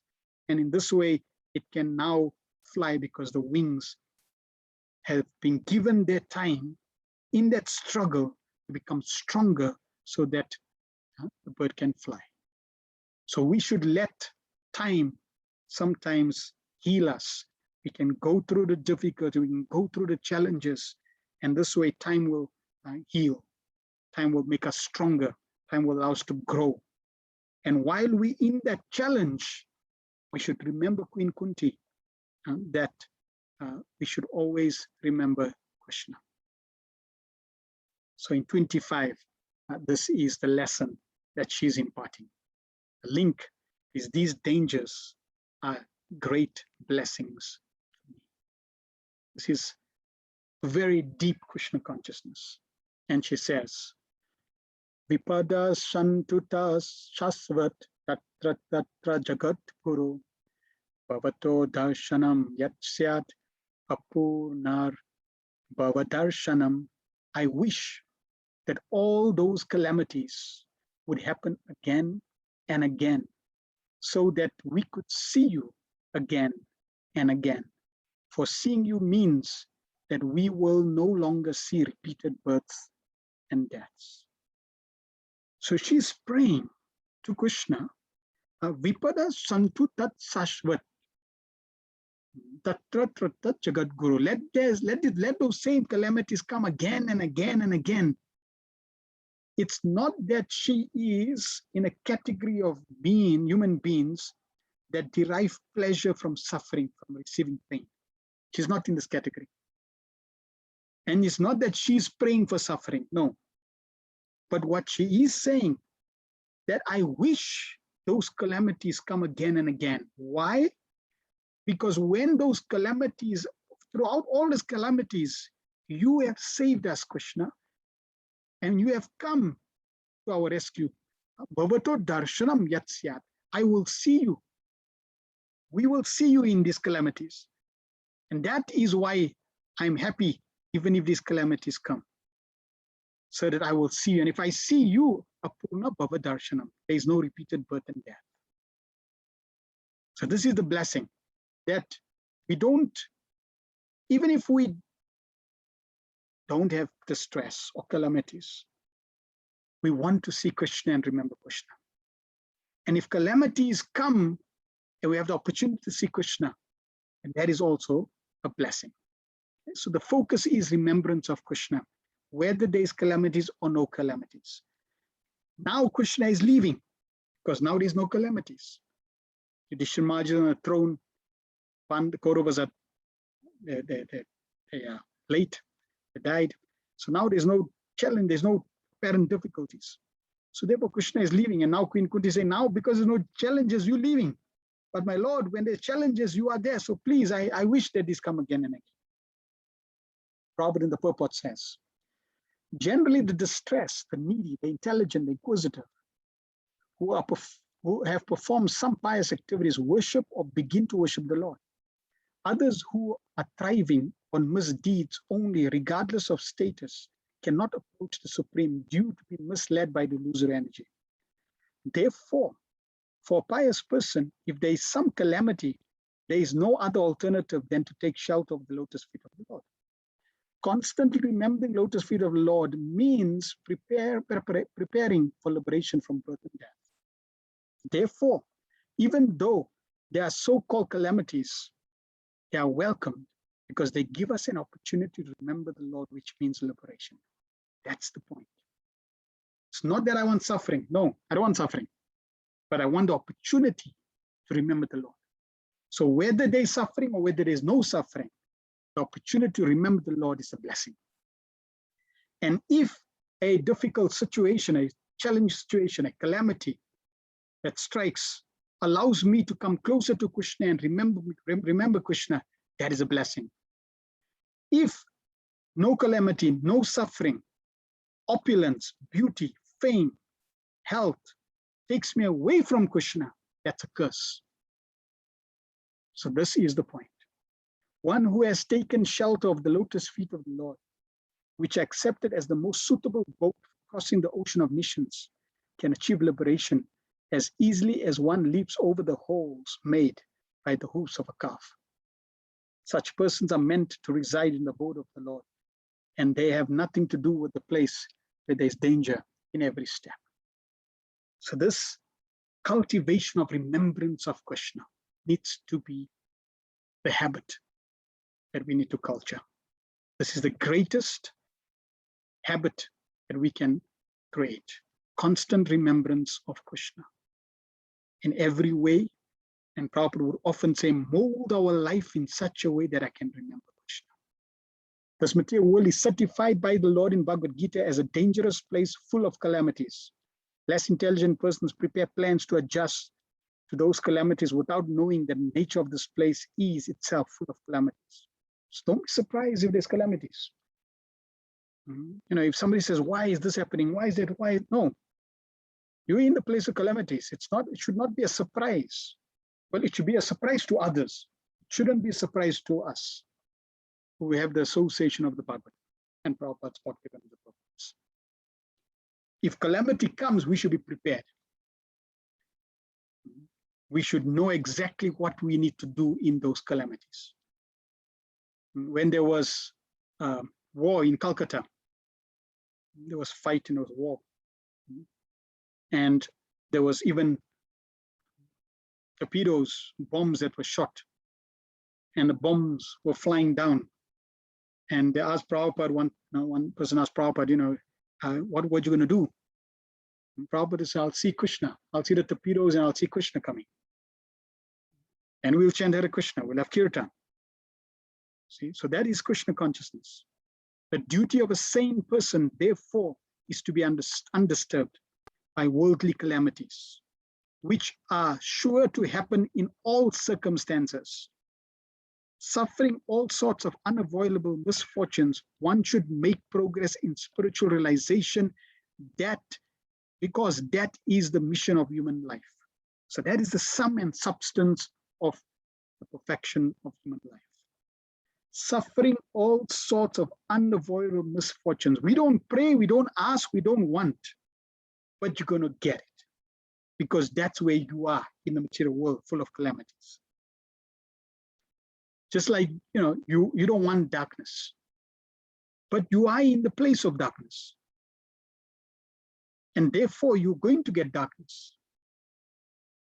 If you don't want darkness, go to the place where there is no darkness. Go to that place where there is no need for sun, moon, and artificial lighting. It is self-effulgent. That is the spiritual. That's Goloka Vrindavan. So go there. Now we are here. We want to make best use of the bad bargain. So I'm here. I'm go through suffering, but let me go through the suffering like the lotus. In the suffering, but not experiencing the suffering. Because I'm aloof. And how can I become aloof? By the purity of remembering Krishna. By being Krishna conscious. And if I remember Krishna, I'll make spiritual progress, even amidst the suffering, and eventually return back to the shelter of Krishna. The spirit soul is transcendental to all material calamities. The body experiences misery. The mind experiences misery, not the soul.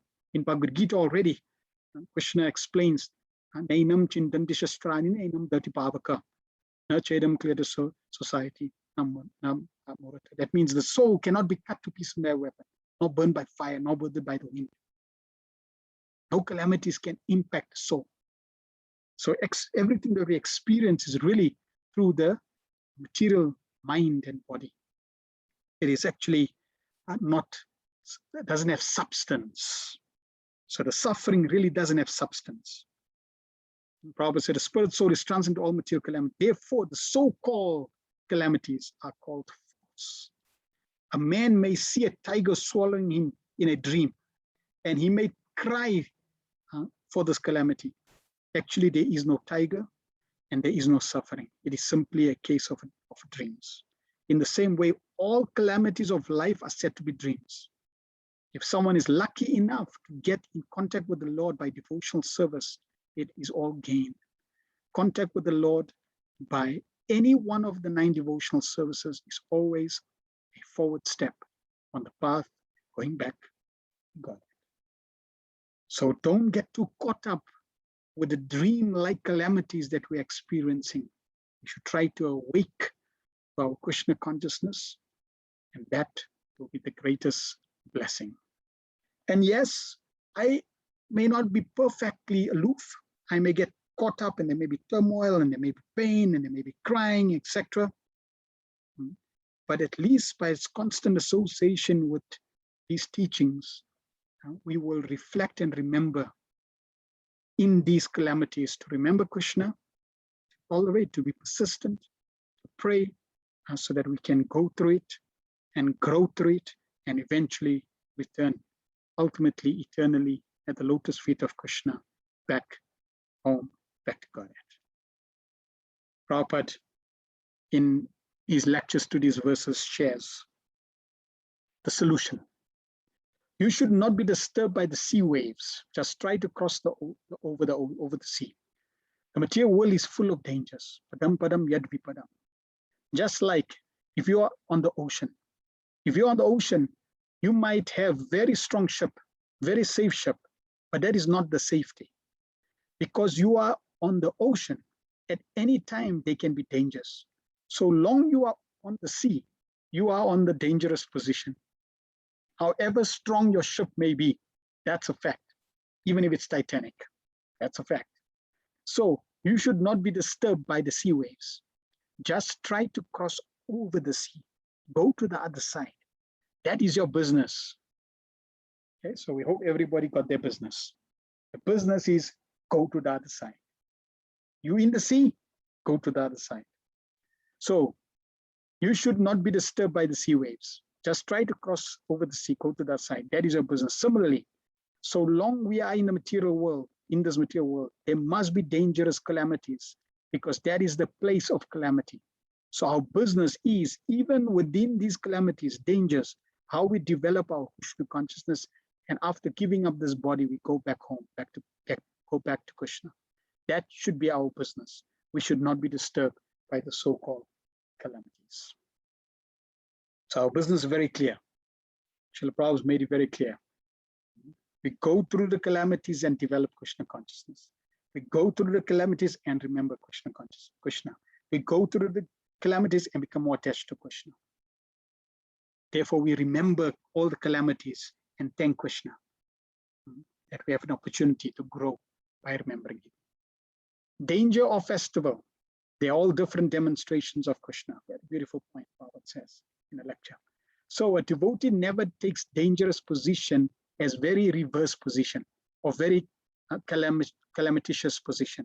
He welcomes, because the surrendered soul, he knows either danger or festival. They are all different demonstrations of Krishna. A devotee, either in opulence or in danger, he is not disturbed. He knows both these things are Krishna, either in dangerous position. Now, Krishna has appeared before me as danger. And I gave the example of Prabhupada seeing the missile coming in. He's saying, that is Krishna. Prabhupada, one time there was a mosquito, and the mosquito was biting Prabhupada. Prabhupada looked at the mosquito and said, just see how Krishna is so beautiful. He gave him a syringe. So in every situation, Prabhupada is seeing Krishna. One time Prabhupada, it was raining like anything. Prabhupada entered the set in a car, and on the windscreen, the rains were hitting the windscreen, and there were such big raindrops. And Prabhupada looked at these raindrops and said, this is just like the gopis crying for Krishna. So in every situation, Prabhupada was seeing Krishna. Selling books may be diverted into selling jewelry. This is not a very good idea. Therefore, we give different varieties of engagement, Krishna consciousness. We should not divert our energy. Now, when we are selling books, that is Krishna conscious, we are selling book. But if we think that the selling book may be diverted into selling jewelry, that is not very good idea. That is not very good idea. Then we become again jeweler, punar musika bhava, again become mouse. We should be very careful. Our Krishna consciousness cannot be diverted. Then you are gone to hell.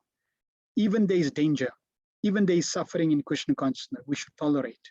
Why should we be afraid of danger? We should simply depend on Krishna consciousness because we live Krishna consciousness.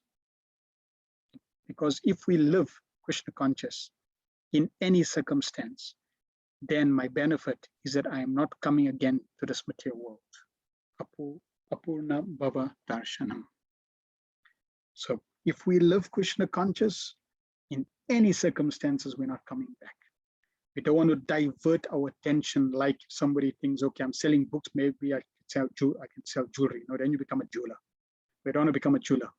We want to stick to Krishna consciousness, stick to devotional service, stick to remembering and glorifying Krishna. This way, good, bad, ugly, happy, it doesn't matter. Whatever circumstance is there, we remember Krishna, we become Krishna conscious, and this is the path of success. That brings us to the end of these beautiful sets of prayers of Queen Kunti. Srimad Bhagavatam ki jai, Srila Prabhupada ki jai, Nitai Go Pramande Hari Hari. Are there any questions or comments anyone has? You're most welcome to also unmute if you want to.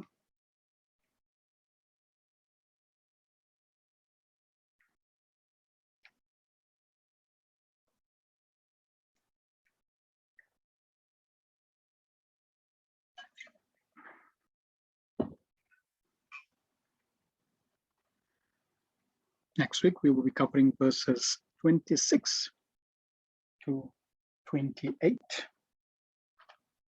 And Queen Kunti is also going to share in these sets of prayers. She's going to give us the qualification to approach the Lord. Also very, very wonderful sets of prayers. So we can see Queen Kunti is very, very deep, very Krishna conscious, and her prayers are giving very strong foundational Krishna conscious principles that we need to imbibe. That is why Prabhupada also loved them. All right, any questions or comments anyone has? Viresh Prabhu says, calamities as well are part of the illusion, not so subjective as it seems. Yes, because consider when you're dreaming, right, then you float with your mind to a nice situation. Let's say you go to a situation where somebody is so happy that they gave you a gift, a brand new car, in your dream. Now, you'll be elated in your dream that you got a brand new car. But deep behind there, it's not really that glorious, because as soon as you open your eyes, that car is gone. It's like a sandcastle. You can have as many sandcastles as you want. There's no substance there. So just as that gift in your dream has no substance, similarly, Prabhupada is saying a tiger chasing you also doesn't have substance. And I don't know if you had that experience. I have that experience a few times. So and in your dreams, generally, you don't have much control. So there I am, all of a sudden climbing a mountain or doing something, and I come to the edge of the cliff and I slip. And I know that I'm going to fall down far down. So what happens is I open my eyes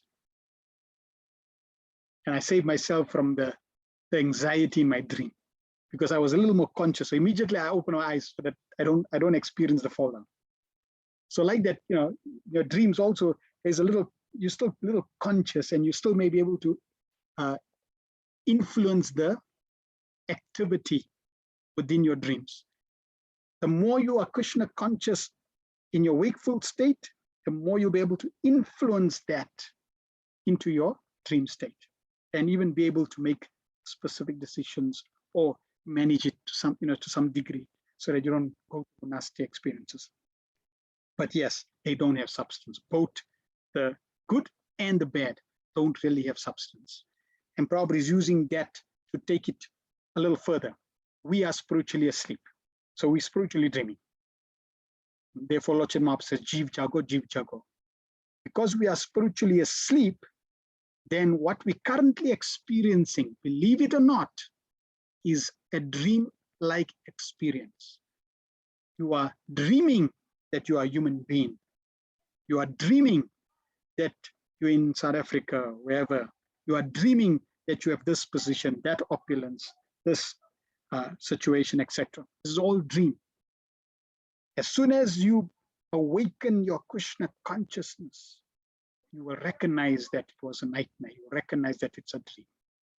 So we have experience of our material dreams. The pure devotee Prabhupada is giving us the reality of our spiritual dream. And we need to wake up from that to go back to a spiritually awakened state. So right now we are spiritually asleep. To the degree we awaken spiritually, to that degree we will recognize the dream state.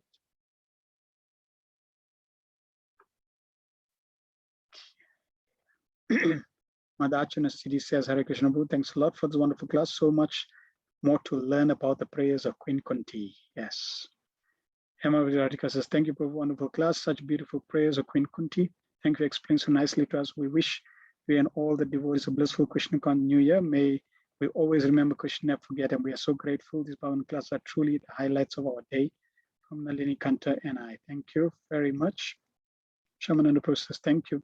Thanks to Queen Kunti for giving us these wonderful prayers to help us remember the Lord.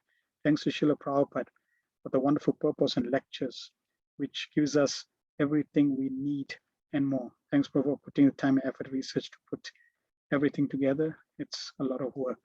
Blissful keeps me Krishna conscious. Thank you. Madhu Rani Devidas, thank you, Prabhu, for the one amazing class. Jagannath Priya Prasad, thank you for today's transcendental class. Such a wonderful way to start a new year. Yes. For us, every day, Prabhupada says, for us, there's no holiday. For us, there's no new year. For us, every day is a holy day. And every day is a new, or every year, every day is new. Why? Because Krishna consciousness is never yovana. It's ever fresh. So every day, if we have the proper consciousness, then it's new. It's ever fresh. And ultimately, it can become happy if we remember Krishna. Nonetheless, Hare Krishna Prabhu, thank you for the glorious Krishna Katha. Can calamities also be viewed as burning of karma? Yes, most definitely. So one way you can reduce the impact and the effect of the calamity on you is, if something happens to you, you can think, yes, I'm burning my karma. And burning my karma is very good, because now, by the mercy of Prabhupada and Krishna consciousness, I know that I don't want to increase my bad karma. I also don't want to increase my good karma. Therefore, I only want to do a karma, bhakti, devotional service. If I only try to do everything in devotional service, I know I'm not increasing my karmic account, which is wonderful. So we are blessed by Srila Prabhupada that we can live our life with God-centered Krishna consciousness, so that I don't increase my karmic reaction for me to take more births. So that's glorious. And I want my past karmic account to be zero, because then I don't need to take birth. And I'll be Krishna conscious. By me going through suffering, I'm actually burning my past karmic reactions. So therefore it's stick, very good. So therefore you can think, yep, just burning off some karma. Thank you, Krishna. And the beauty is, here's another glory of Krishna consciousness. I'm burning off my karma, but not just burning my karma, I'm burning my karma with a token reaction. Krishna, for those who are devotees, Krishna says, okay, I'm going to burn your karma, but I'll give you, instead of giving you, this much, I'll give you little, and you will burn the same amount.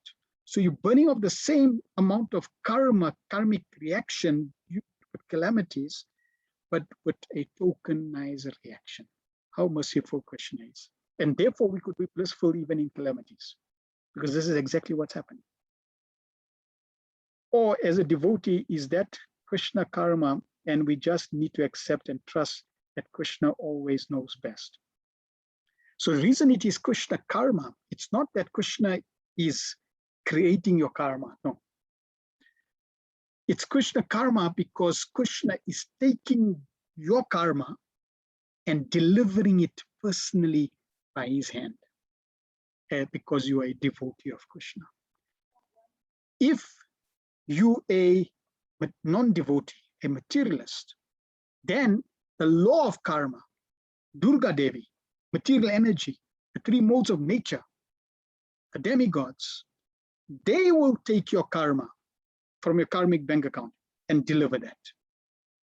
No interface with Krishna. For one who's chanting Hare Krishna, Prabhupada said, even one round, Krishna personally takes your karma and hands it over you. That means Krishna is now handing that karma, therefore it becomes Krishna karma. And because Krishna is handing that karma, Krishna can decide to nullify it, to tokenize it, to increase it, how he wants to, different ways of protecting. He wants to put the potency in it. Sometimes it becomes a blessing. It gives you more Krishna conscious impetus. It connects you in different ways. So Krishna can arrange many, many ways to deliver that karmic reaction. Therefore, it's called Krishna karma. Right? That is, the blessings.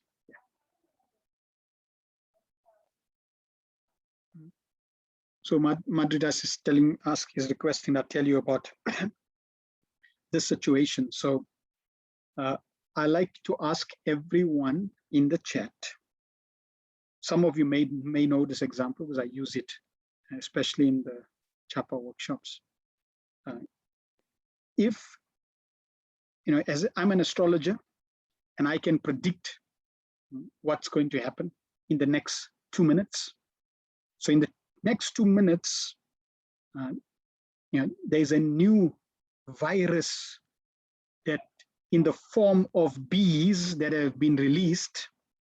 And these bees, very powerful bees, killer bees, are all moving towards each one of you.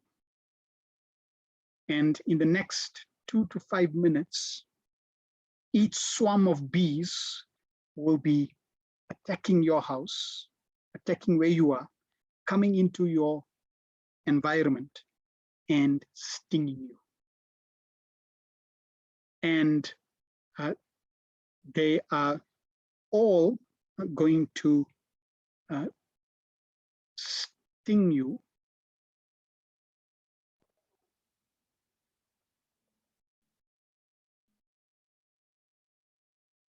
no.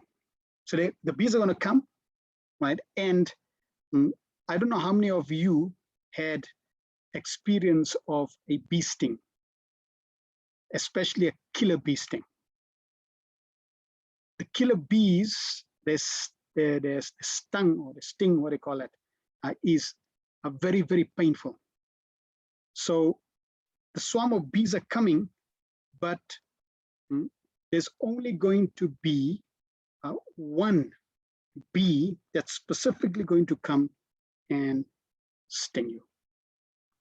It's going to be painful, excruciating, but you're going to have to accept that one bee sting. So how many of you will be ready, open, and willing to accept this one bee sting? Please type in the chat, yes. That means you're not going to, blame Krishna. You're going to be very thankful. And in fact, after the prayers of Queen Kunti, you may, say yes, let it come, right? So how many of you are going to say yes to the bee sting?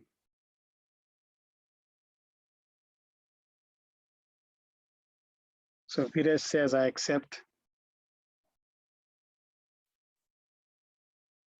And believe me, it's very, very painful.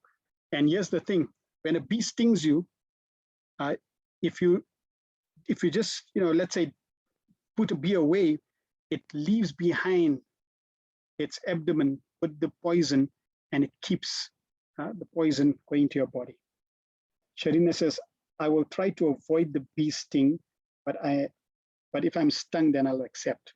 Okay, so you're going to try to avoid. Good. Any others? One or two more. Amavati says, we say yes, we will start chanting now. Okay, good.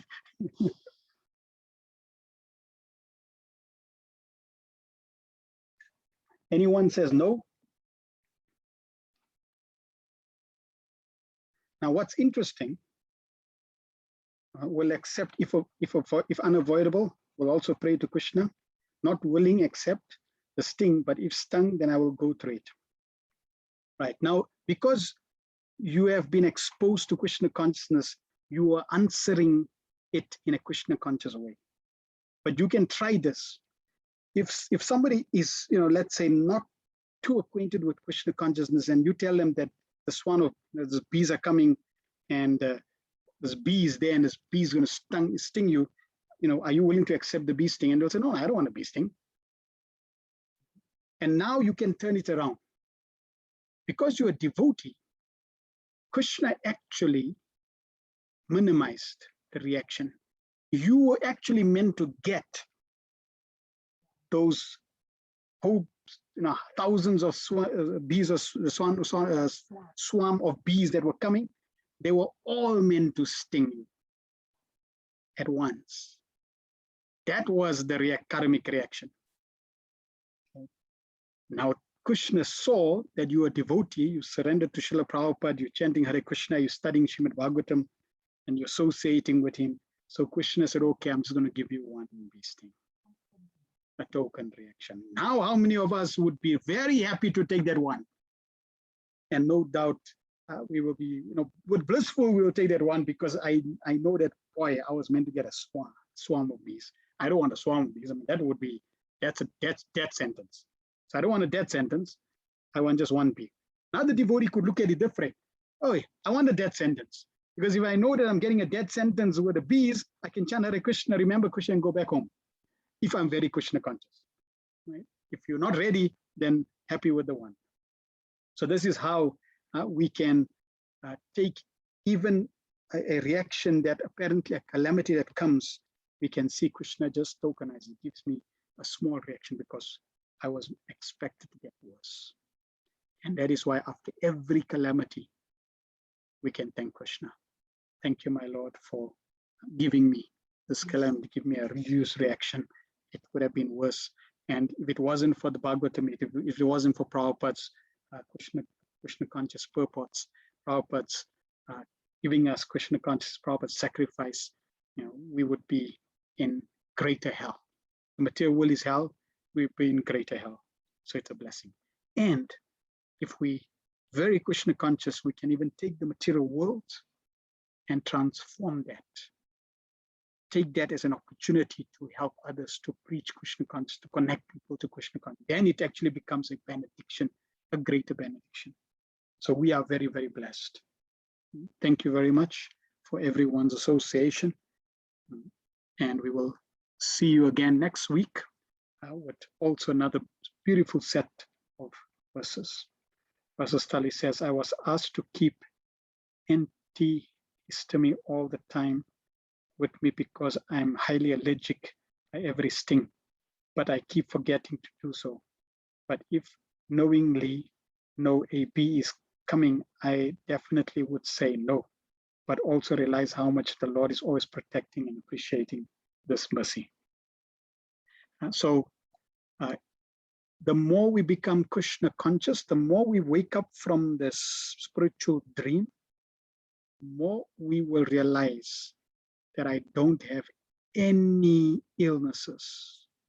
And whatever illnesses I have is really related to this material, temporary body. And therefore, I don't want to identify with it. Yes, I can take material precautions and become more and more Krishna conscious. And the more I become Krishna conscious, then I can understand, like Prabhupada says, material suffering is superfluous for the living entity. It has really no substance.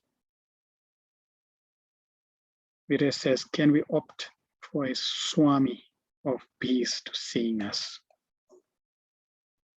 Can we opt for a Swami of bees to sing us sting? And I see a group of Swamis, yes. So yes, a group of Swamis can come if Krishna so desire. Thank you very much. Srila Prabhupada ki jai, Grantaraj Srimad Bhagavatam ki jai. We will see you next week. Hare Krishna.